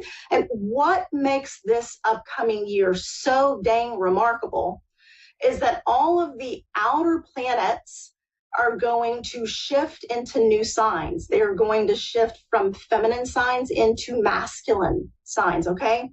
And when I'm talking about the outer planets, I'm talking about Jupiter, Saturn, Uranus, Neptune, and Pluto. And these are called outer planets because they all orbit outside of the asteroid belt, okay? And they all represent bigger themes in our lives and bigger themes within generations. So I've talked quite a bit on this show about Pluto and Aquarius, but let's start off with the heavy hitter Pluto. So Pluto left Capricorn and moved into Aquarius on November 19th of this year. And Pluto will be in Aquarius until January of 2044. So Pluto stays in one sign anywhere from around 14 to 21 years. And everything represented by that sign during the time that Pluto is in that sign goes through a long process of transformation. Pluto represents healing, purification, regeneration, power, transformation. Okay. Pluto is like the god of the underworld, and he brings things to light that have been hidden so that change can occur. Now, when we're talking about the sign of Aquarius, the sign of Aquarius is all about society, the masses, humanity, also awakening, change, breakthrough, reform, science and technology.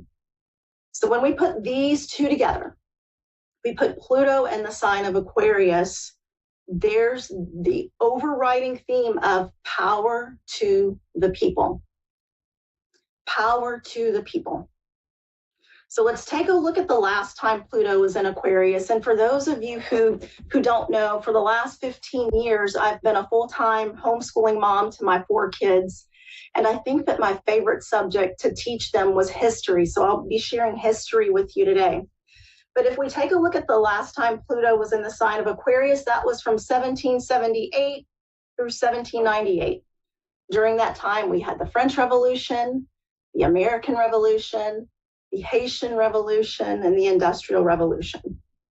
Now, during those movements, there was a dismantling of social hierarchies, okay? And there were violent responses to economic disparity. And I just want you to think about the French Revolution for a minute. I want you to think about Marie Antoinette, who was reported to have said, when her people were starving and she was still living a life of financial extravagance, let them eat cake. All right. People were very unhappy with her. They imprisoned her and then they had her executed. Okay. And so there's that theme here of Pluto and Aquarius. Now I want you to think for just a second about the month of December, this month in the US. Not long after Pluto went into Aquarius, we had that tragic assassination of the CEO of United Healthcare, which again, if you're reading online, you're reading the comments and the feedback of people, brought up the same theme as before. There's a lot of people who are upset about, the 1% that seems to have all the money, and then the others, the masses that are a little bit disenfranchised. So we're going to see more of an amplification of this theme as we go through the next few years.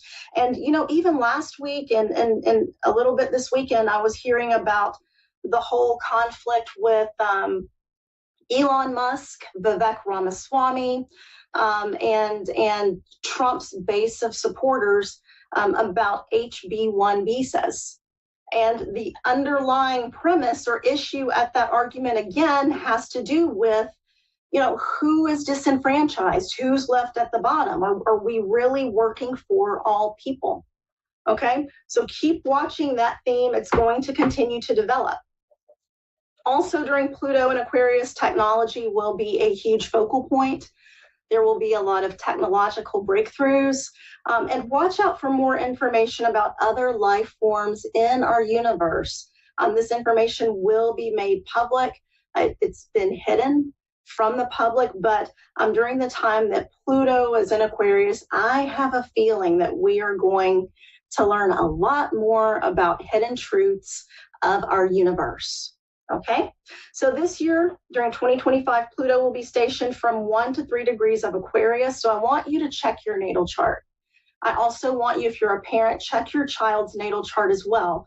It is so pivotal that you understand what's going on in your child's life, what's influencing them, what may be going on like within their psyche. And you do that by checking their transits and understanding their natal chart.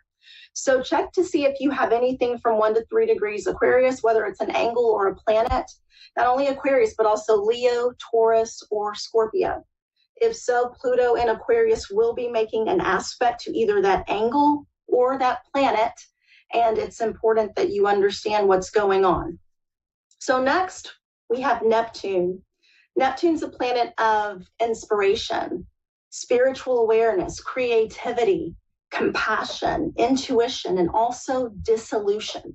So Neptune tends to stay in a sign for around 14 years. And this upcoming year in 2025, we're going to have Neptune leaving the water sign of Pisces. Now, Neptune is the modern ruler of the sign of Pisces. Jupiter is the traditional ruler, but Neptune's very much at home in Pisces. He rules that sign, okay? He's moving from Pisces into the fire sign of Aries from March 30th, 2025 through October 2025. And then when he goes back into Aries, it's going to be until 2039. Quite a long time. So Neptune, one of the things that Neptune does, Neptune will idealize the sign or aspects of the sign that it's in when it's stationed in that sign. So I want you to think about Neptune in Pisces for the last few years, since 2011 when Neptune first moved into Pisces. There was really a surge of interest in Piscean activities. And okay, so what are Piscean activities? Things like Reiki, okay, meditation, mediumship, astrology, working with the ancestors, communicating and channeling other beings, okay? Those are all Piscean, and there's been a surge of interest in those areas since Neptune has been in the sign of Pisces. So when we have Neptune move into the sign of Aries, we're going to see another shift. Okay, we're going to have another shift. Aries is a fire sign of action, impulse, initiating, bravery, and strength. The last time that Neptune was in Aries was from 1861 through 1875. And that time period coincided with the beginning of the American Civil War, okay? And I don't know if you've done a lot of studying on the Civil War, but at the beginning of the Civil War, there was a lot of idealization about what war would mean. For you Gone with the Wind fans, I'm sure that you will remember the scene where the men are discussing the possibility of going to war, against the Union. And Charles Hamilton makes the comment to Rhett Butler that a Southern gentleman can whip multiple Yankees at a time just because he's a Southern gentleman, right? And there was this whole feeling of wanting to fight for the cause. Wanting to fight for the cause. It was very idealized. But as war continued, the reality of the situation really hit home. A lot of young men, young boys were losing their lives. Now, when we're talking about Neptune, Neptune represents dissolution or dissolving things. War did bring about, the Civil War brought about the dissolution of slavery, of that institution. So from March through October of 2025, we're going to see themes of Neptune and Aries becoming apparent in world events. And exactly how that will show up or manifest, I'm not sure, but I'm anxious to see and looking forward to seeing how Neptune and Aries is going to show up in our modern world today. So check your natal chart for anything in the early degrees of Aries, Libra, Cancer, or Capricorn. We will also have Saturn move into the sign of Aries from May 24th, 2025 until September 1st, 2025. And when Saturn re-enters Aries, he's going to remain there until April 12th, 2028. So Saturn is the planet of discipline, responsibility, structure, commitment. He's known as the taskmaster of the zodiac. So when Saturn moves into a new sign, he redefines the themes associated with that sign. So on a personal level with Saturn and Aries, you might feel drawn to start a new project or a new venture, or even to step into a leadership position at work.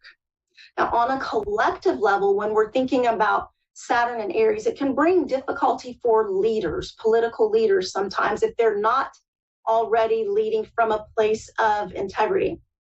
So for example, let's talk history, one of my favorite.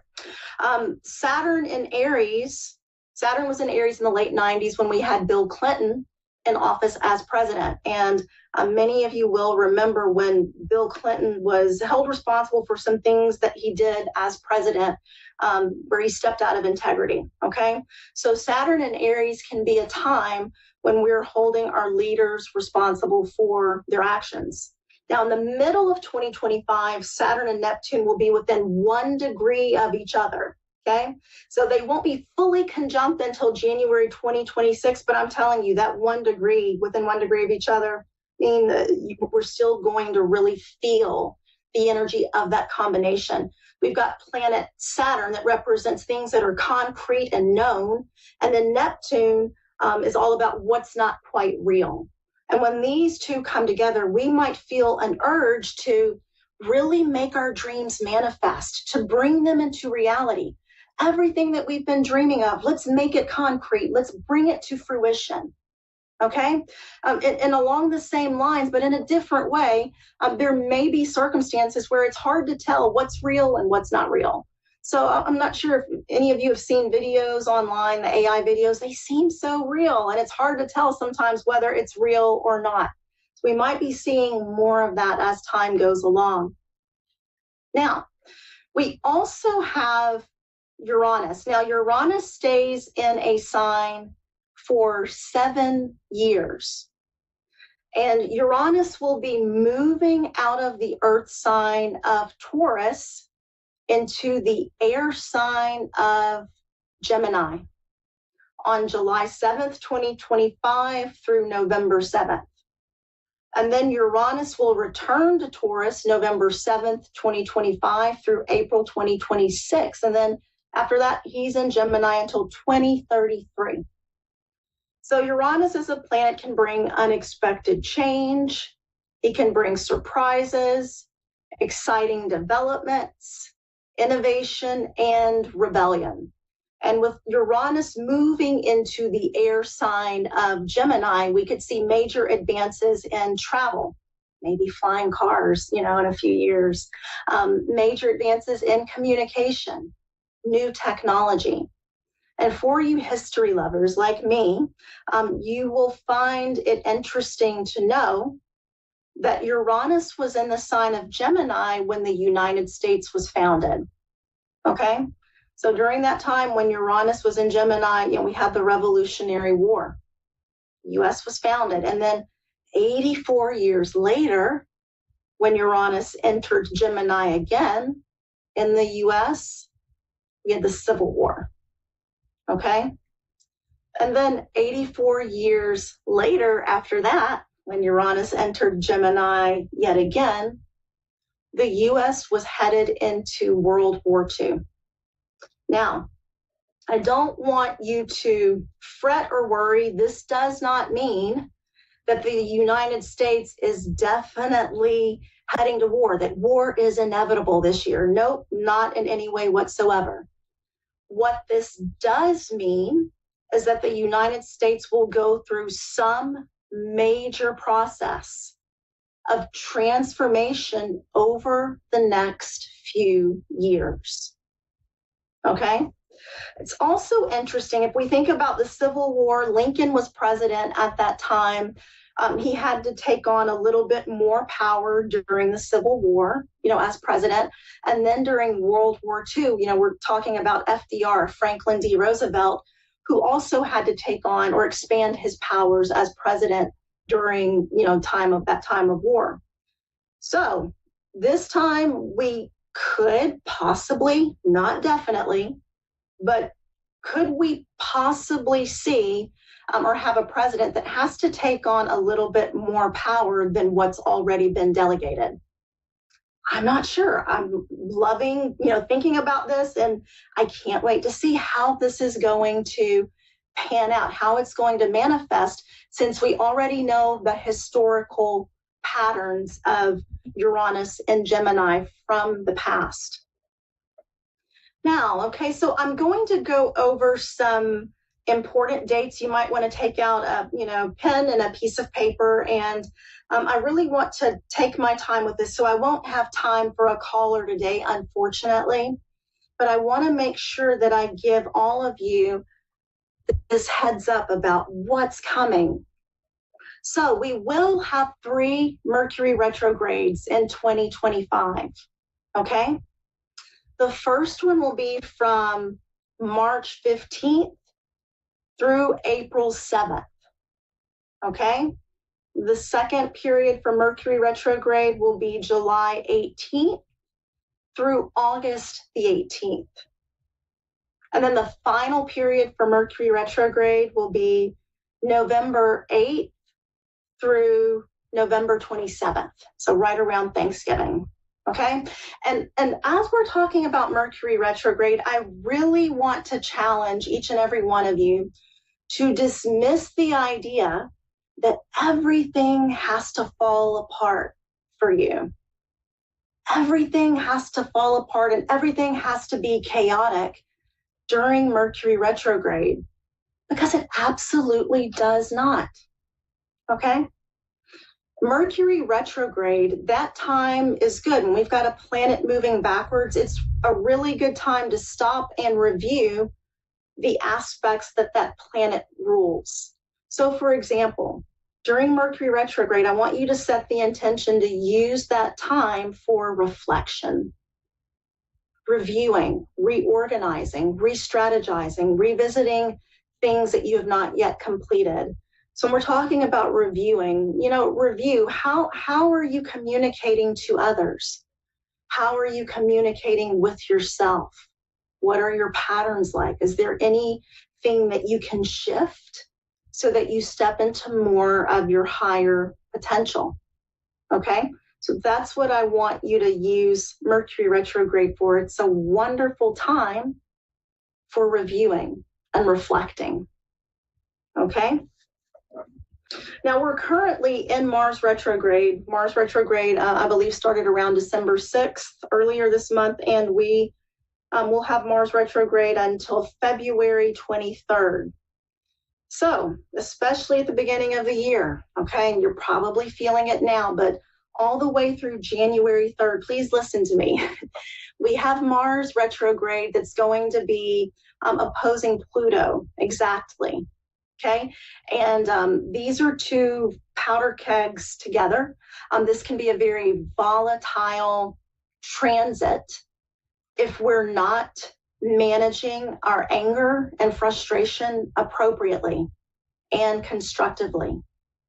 So I want you to make sure that you are using the energy at your disposal during this time in a very intentional and conscious way, starting today all the way through January 3rd. Use this surplus of energy instead for constructive activities.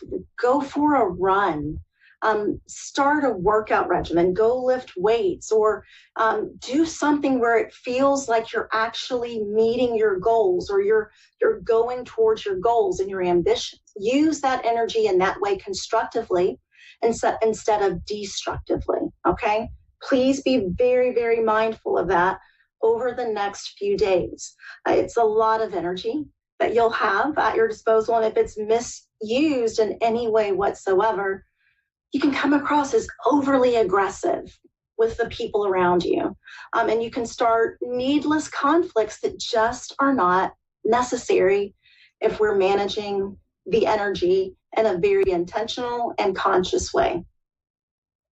So set the intention to remain grounded and really check in with yourself over the next few days. If you feel a little bit amped up, take a deep breath. It's okay. We will also have Venus retrograding from March 1st through April the 12th, 2025. So Venus retrograde, remember Venus is the planet that rules our how we relate to others, our relating principles, the people that we're drawn to, the people that are drawn to us, what we find beautiful in the world, what we find aesthetically pleasing, okay?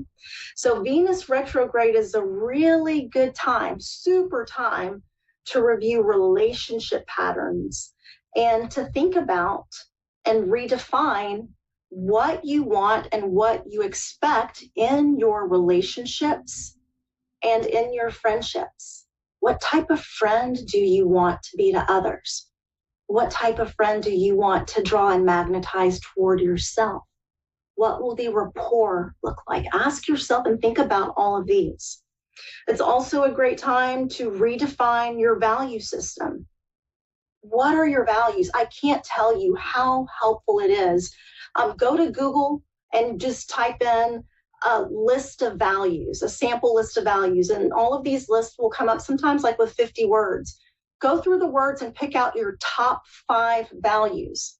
Those values will be like a compass to you. And if you're ever in a situation and you don't know what to do, like for example, one of my values is integrity. If I'm ever in a situation and I'm not quite sure what to do, I always think about, okay, I value integrity.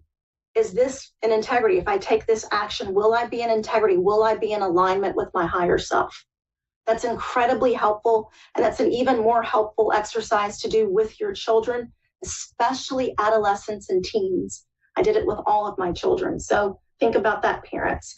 And also redefine what you're passionate about. So Venus retrograde can be a positive point, turning point for relationships. Think about what you want. We have 4 very significant eclipses coming up in 2025.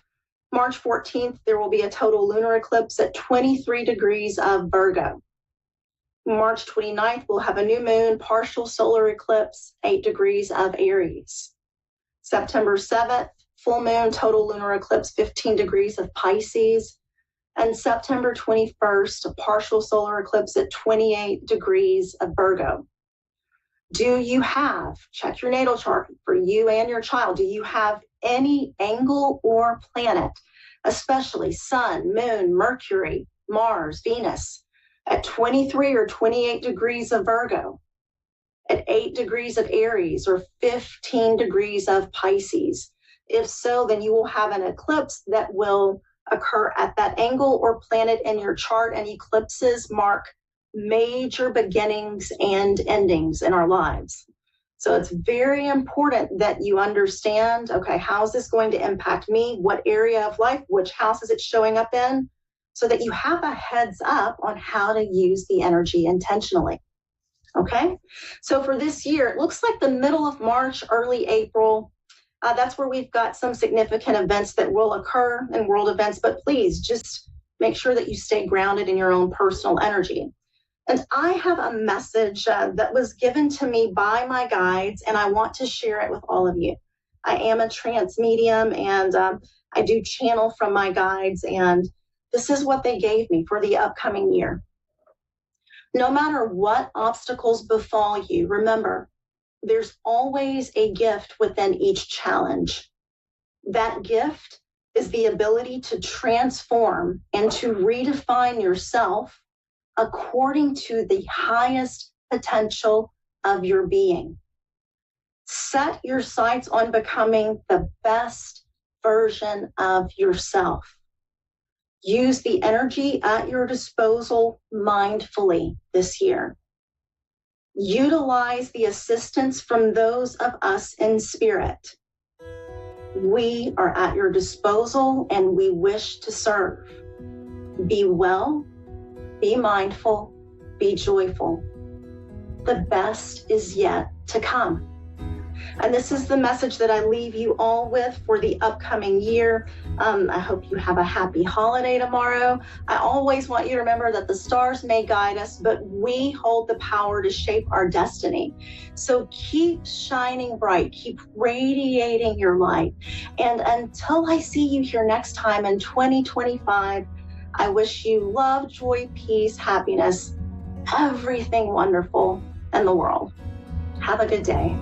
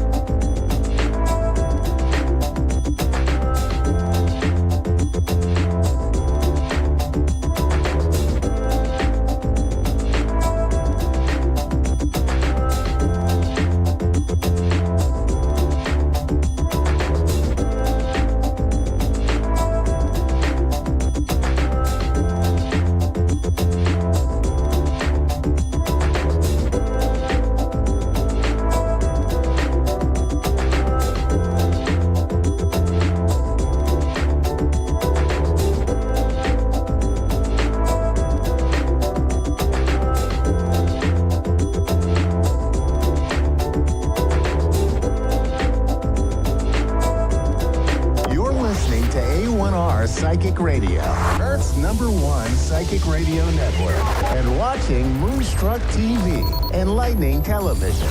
Welcome. Time for Amanda Hall Psych with Amanda Hall. Live from AmandaHallPsychic.com.au. Connect direct. In North America, dial 888-454-2751. In London, 20-3519-2158. In Sydney, dial 02-8488-3147. Or online, contact us through our Facebook page, facebook.com/psychic radio. Or one of our websites, askoneradio.com or moonstruck.tv. This is Amanda Hall Psych on A1R, the Ask One Radio Network. Welcome to A1R Psychic Radio here on Moonstruck TV with Amanda Hall Psychic all the way from the Gold Coast. The first thing I want to say is Happy New Year to wherever you are in this amazing planet of ours. Here on the Gold Coast, it's Party Central. We've brought the new year in a number of hours ago now, but I can still hear people in the background still have partying on, looking for breakfast, probably looking to cure their hangover because they had a few too many drinks last night. But whatever you did for New Year's Eve or whatever you're still planning to do to sort of bring in the new year, make sure that it's a festive one, make sure that it's a happy time, and make sure that you keep hydrated and you look after the person that you might be out with or the group of people that you're out with. And if you're at home just celebrating with family and friends, that's okay too. It's always nice to sort of bring in the new year in your own style. So, okay, the Simply Tarot card of the week this year, and I hope this is going to be for the whole of the year of 2025, is the Chariot. Now, the Chariot is a card that has many different meanings. The first meaning is movement of residence. Well, I'm not sure that all of us are going to be moving residence this year, but, you know, there will be some people that will be looking to change their residence, and this is a positive card to come out for that. It's also the card of journey. Now, many of us will be taking journeys throughout the year and possibly in the next week. Some will be long and some will be short. The more important part of this card, I suppose, is what I sort of tend to look at the Chariot card as being the victory over a situation or a problem. Now, many of us have experienced problems and situations that we've had to work our way through in 2024 and before that. And now we're sort of coming to a culmination period where we can get a victory over that situation or that problem.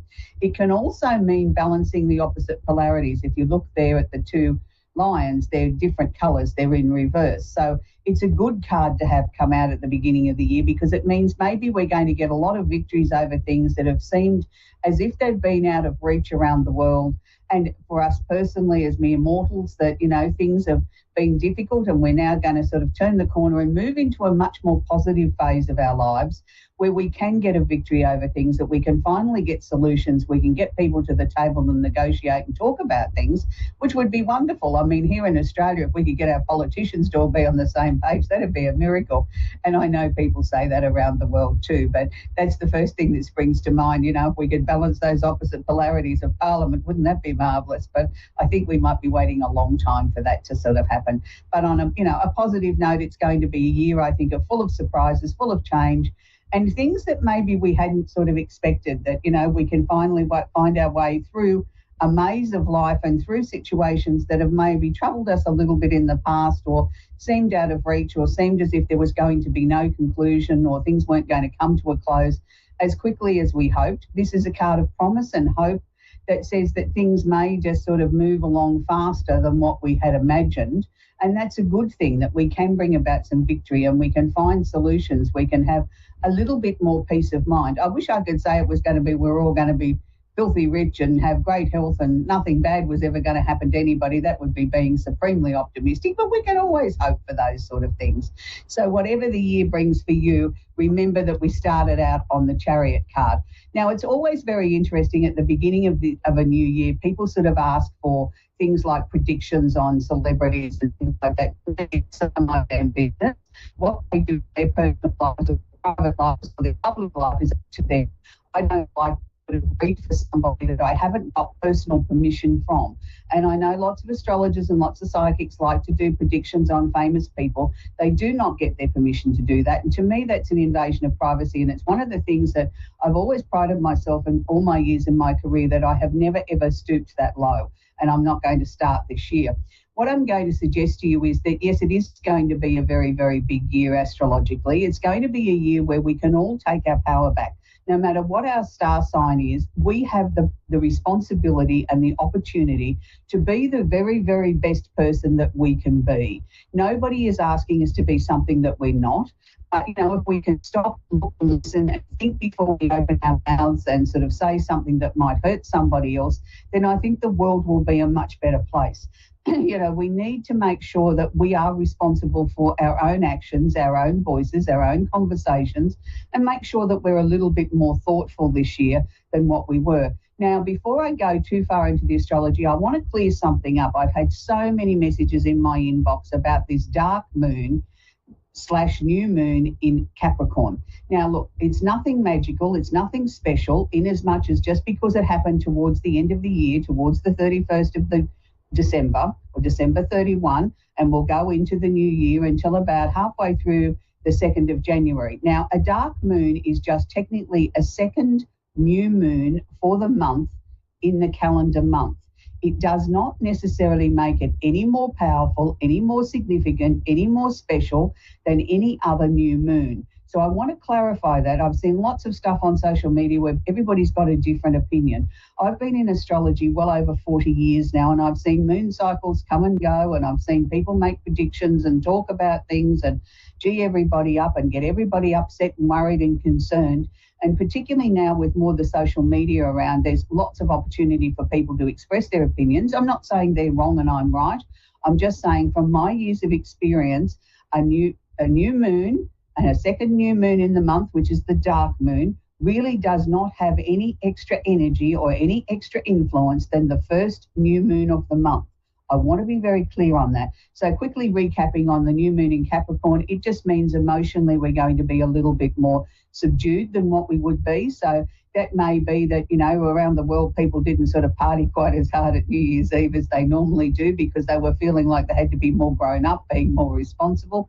And maybe that's not a bad thing either.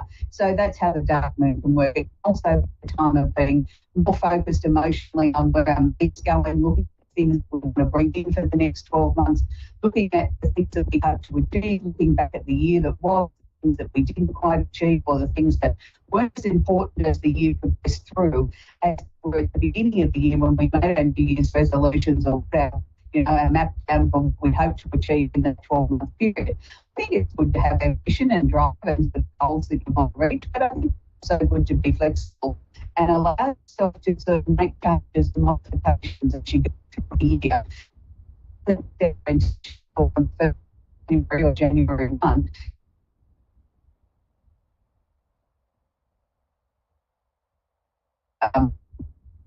There's something Capricorn that be different. So having Capricorns, it's very, very special. So make sure that you sort of really honour yourself this year, sort of set some goals, set some things in motion that you're hoping to achieve. Don't make them unrealistic, make them quite realistic, but also maybe not be so tough on yourself. I think Capricorns are their own worst enemy in that way, that they really can be super tough on themselves and expecting sort of miracles out of situations that are almost impossible. So I want to say to you, be a little bit gentler on yourself this year, Capricorns. That's my personal message to you. Give yourself a bit of breathing space. Pluto's not long gone out of your sign. He was there for a very, very long time, wielding a big stick, making changes, making you grow and change and become a better person. Now I think you can just sort of exhale and sort of just sit there and just enjoy being for the moment before you get too serious about moving too fast onto what the next projects are that you've got to achieve. Give yourself that little bit of time off and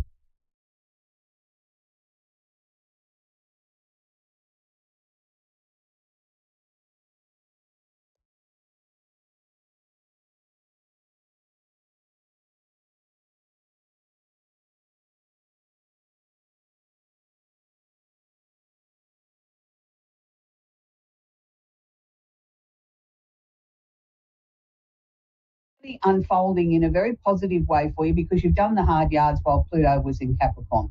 So we've got Venus conjunct the part of fortune. Now, what does that mean? Now, Venus is the planet of love and affection, is conjunct or holding hands, what's known as one of the Arabian parts, which is the part of fortune, pardon me.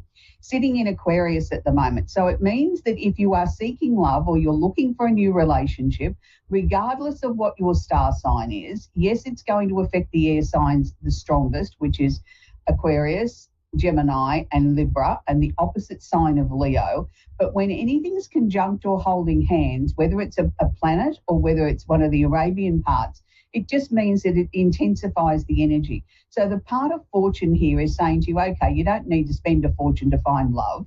But what it's suggesting to you is if you are seeking love, then maybe you need to step out of your comfort zone a little bit.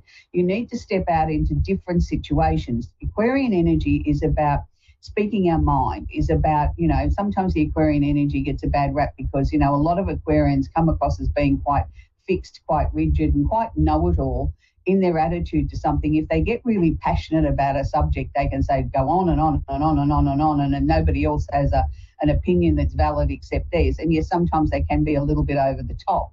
But I also like Aquarians because they're able to think outside the square. They show us different ways of looking at things and being able to conduct ourselves in a completely different fashion. So, sometimes we need to step out of our comfort zone and go into different places and look at different places or, go different places with friends that we can meet a different person to the usual people we meet in our little, circle where we're just sort of mixing with the same people all the time. So if you're seeking love, sort of make sure you step out of your comfort zone. Be aware you might meet somebody that might challenge your belief systems or somebody that has definite opinions about things, but that's okay. Sometimes these are the healthiest relationships too, because we can agree to disagree. They show us a different side of life that maybe we hadn't thought of and vice versa. So we still have Pluto and Aquarius. I'm not going to go on about it because Pluto's going to be there for the next 40 years. All I'm going to say is if you're an Aquarian, hold on to your hat. There's big changes coming. Your whole life is going to be tipped upside down in some form or another. You've got to sort of start to listen to what Pluto's trying to tell you, because the lessons of Pluto are slow, deliberate and definite and are definitely not forgotten. So we have Jupiter, the planet of expansion and opportunity, is still going retrograde at the moment. Will be retrograde in Gemini until the end of February. Now, Jupiter is the opportunity. It sort of bring opportunities towards us. And it also says make sure that you can sustain these opportunities. Just because I give you that brilliant, big light bulb moment doesn't mean that's exactly what you've got to do. You've got to sit down, look at it carefully, orchestrate what you are capable of doing, what you might need to be able to bring in the next few months, what you can't do. Let's be realistic here. So Jupiter is definitely expecting air signs, Gemini, Libra, Aquarius, the opposite sign of Sagittarius. So, all of those four signs particularly may have felt as if, they're taking one step forward, two steps backwards, three steps forwards, two steps backwards. That's been part of the journey here of Jupiter not allowing you to run away with yourself, not allowing your ego to get out of control. Yes, it is washing over the other remaining 8 signs, but not necessarily as intense. So I'm going to talk about the 3 retrograde planets, and the next one is Uranus. Uranus is in Taurus, has been for some time now, has been going retrograde for some time, will be there until the end of January. So if you are a Taurus or an Earth sign, which is Taurus, Virgo and Capricorn, and the opposite sign of Scorpio, still expect the unexpected. Uranus works in the ways that we have things happen in our lives that we expect the unexpected. Things don't always go according to plan. Be very, very careful what you verbalize. If you say, I hate my job, Uranus will take the job away from you. So be very aware of that. It is splashing over into all the other signs, but nowhere near as intense. So just be aware of that, because as Uranus starts to move towards going direct again, we're going to really feel the intensity of this Uranus energy. So be very aware of that if you're one of the Earth signs. Finally, the final retrograde planet is Mars, which is sitting in Leo.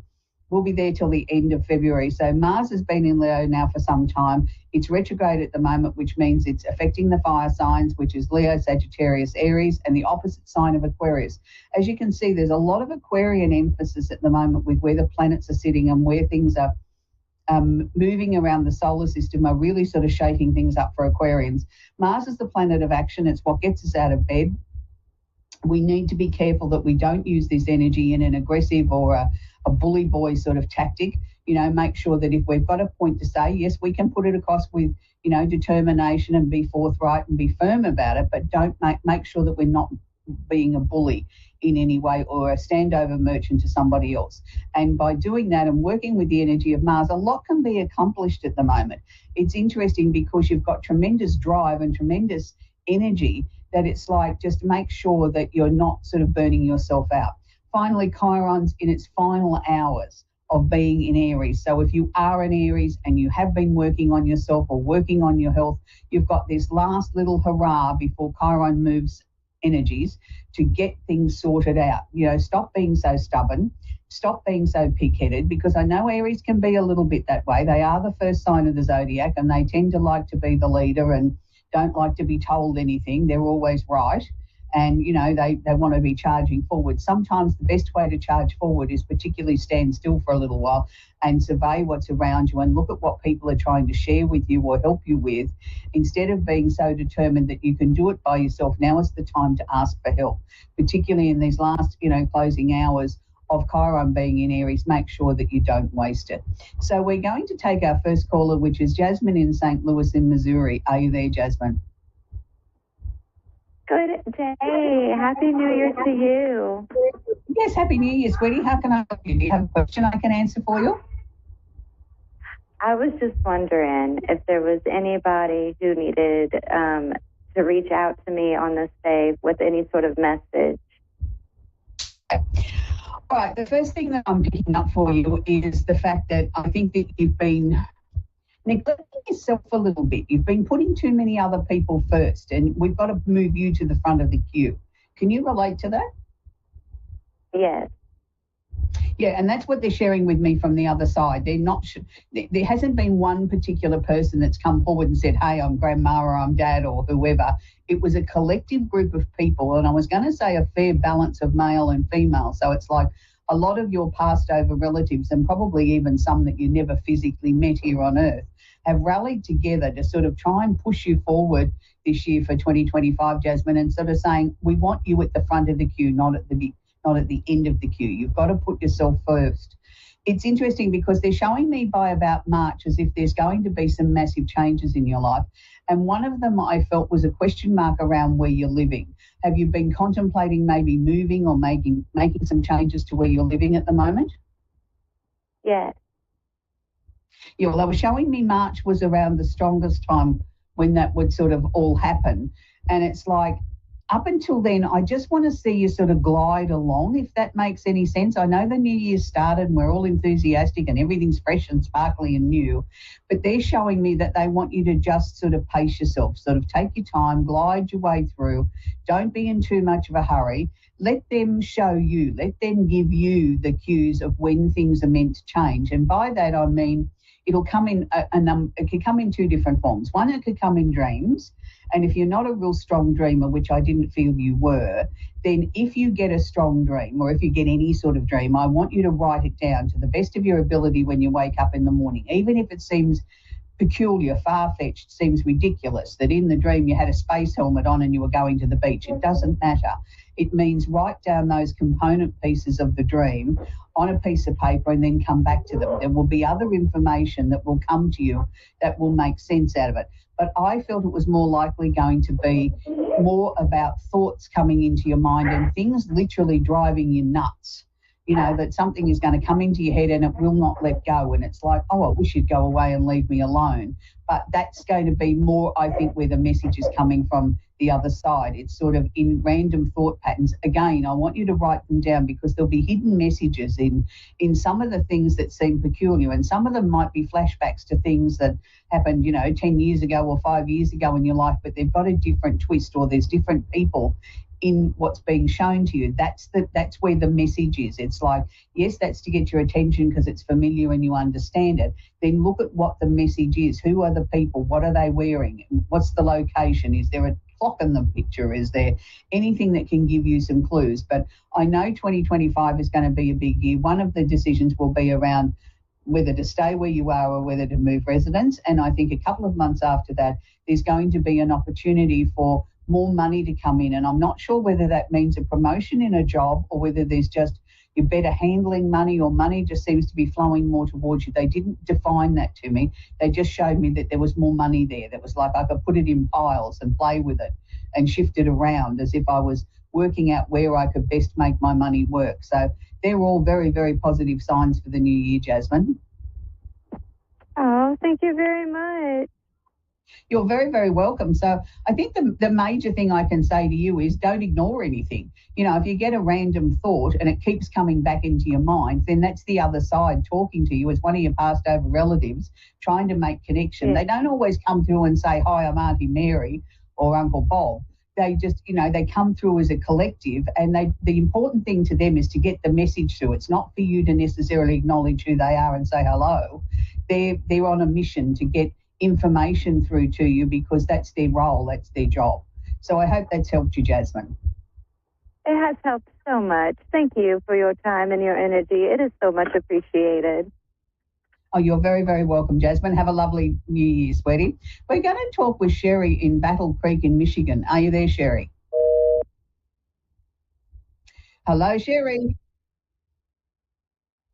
Yeah, so it's really interesting as we move into the new year that, you know, there's going to be lots of changes. There's going to be people that are going to get messages from passed over loved ones, and they don't always understand how that message comes through. We tend to sort of think they're going to come sort of down in an apparition in a ghostly form and sit at the kitchen table and have a coffee with us. That isn't always the way spirit comes through. Sometimes they come through by doing annoying things. If they know that you're really pedantic about having all your pictures lined up on the mantelpiece, they'll come in and they'll move them so that they're all crooked, so that you've got to take notice of that. So you've got to sort of then, when you go to straighten them up, say, thanks very much. What are you trying to get through to me? What's the message? You know, you don't have to keep moving my photo frames. And sometimes it'll just be recurrent dreams. Sometimes it'll be something looping around in your mind over and over and over again and driving you nuts until you acknowledge it and write it down, or, you know, log it on your phone or something like that and come back to it.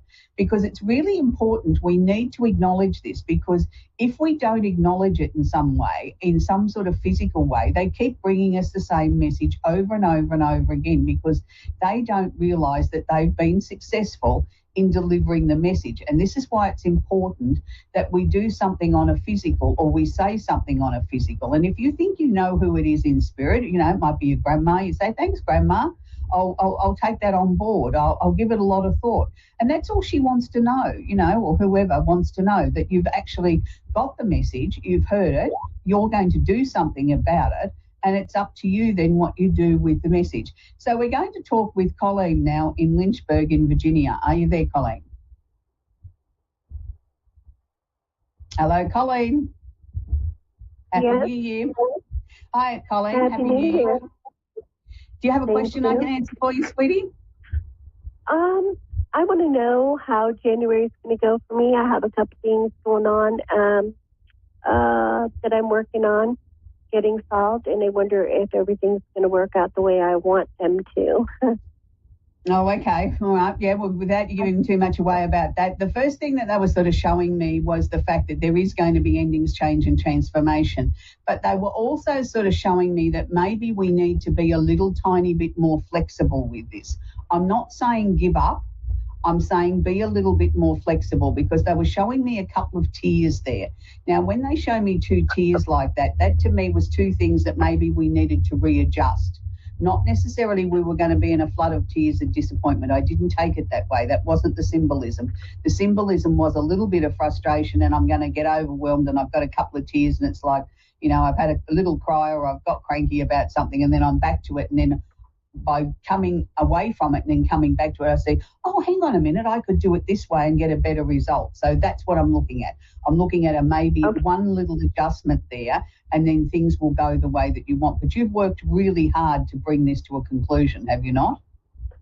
Yes, and I'm going through the adjustment now. I know what you're talking about. Yeah, 'cause I had a little disappointment, and now I'm adjusting stuff, and I think if I adjusted it right, I think it's going to turn. I want to know, if you see that coming around.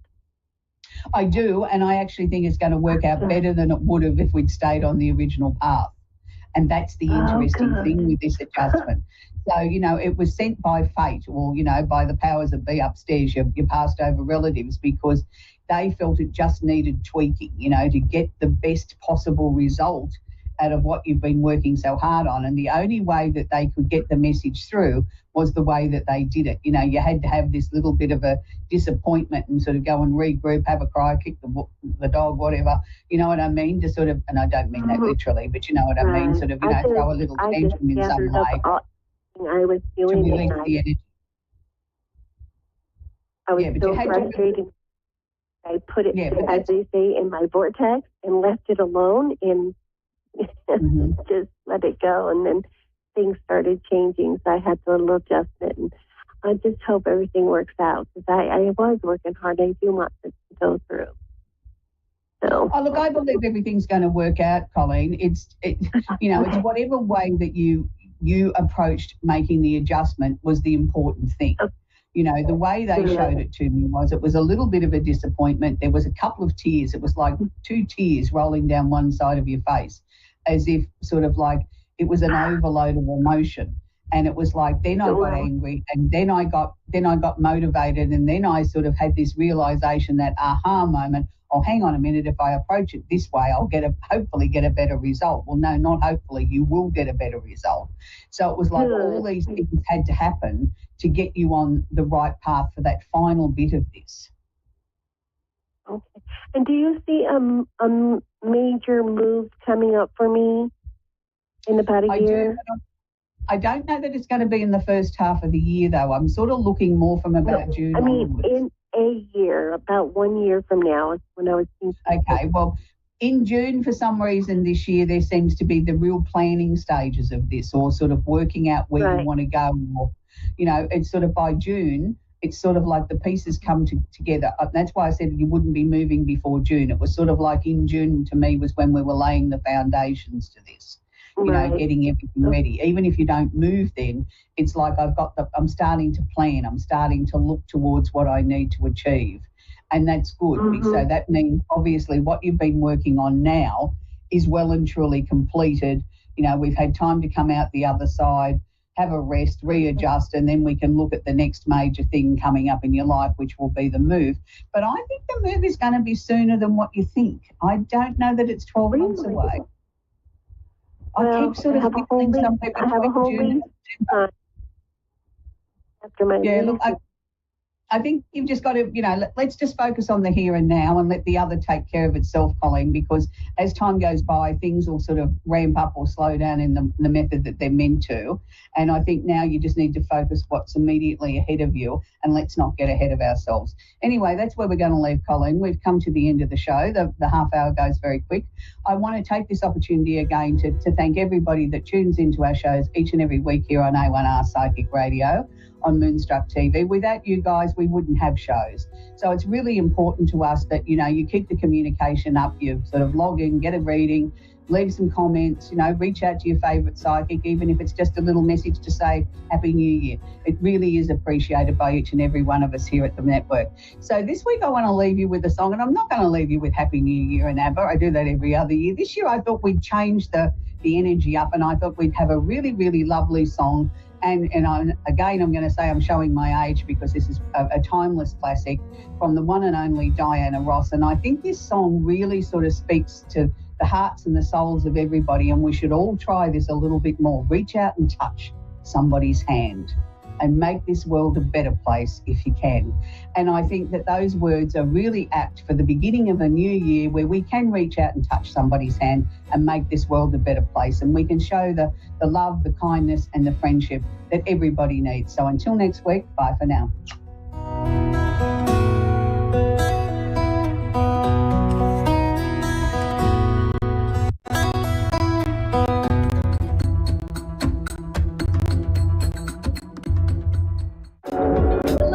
Namaste. I'm Azrael, and I'm coming to you live from Nashville, Tennessee today. And it is wonderful to be here with you. What a magical day, hey? Today is a day where Pluto shifts into Aquarius. And that just calls for tremendous times, tremendous shift, part of like the breakthrough, right, that we're all longing for. Now, Pluto moves very slowly, and it's going to take time, right? We've been in sort of the beginning of this wave of change for quite some time, and just because it's shifted signs doesn't mean that all of a sudden we're there. But it's definitely a reason to celebrate, right?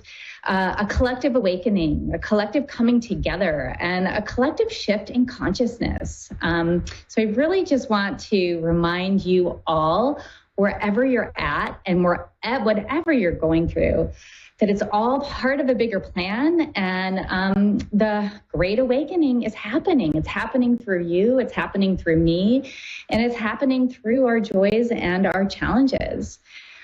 So yeah, let's celebrate that, even though it's not always comfortable. So I did want to start today's show. I wanted to talk a little bit about the energy and the flow of things and how things have been lately. I don't know about you, but have you been feeling the overwhelm? And have you been feeling like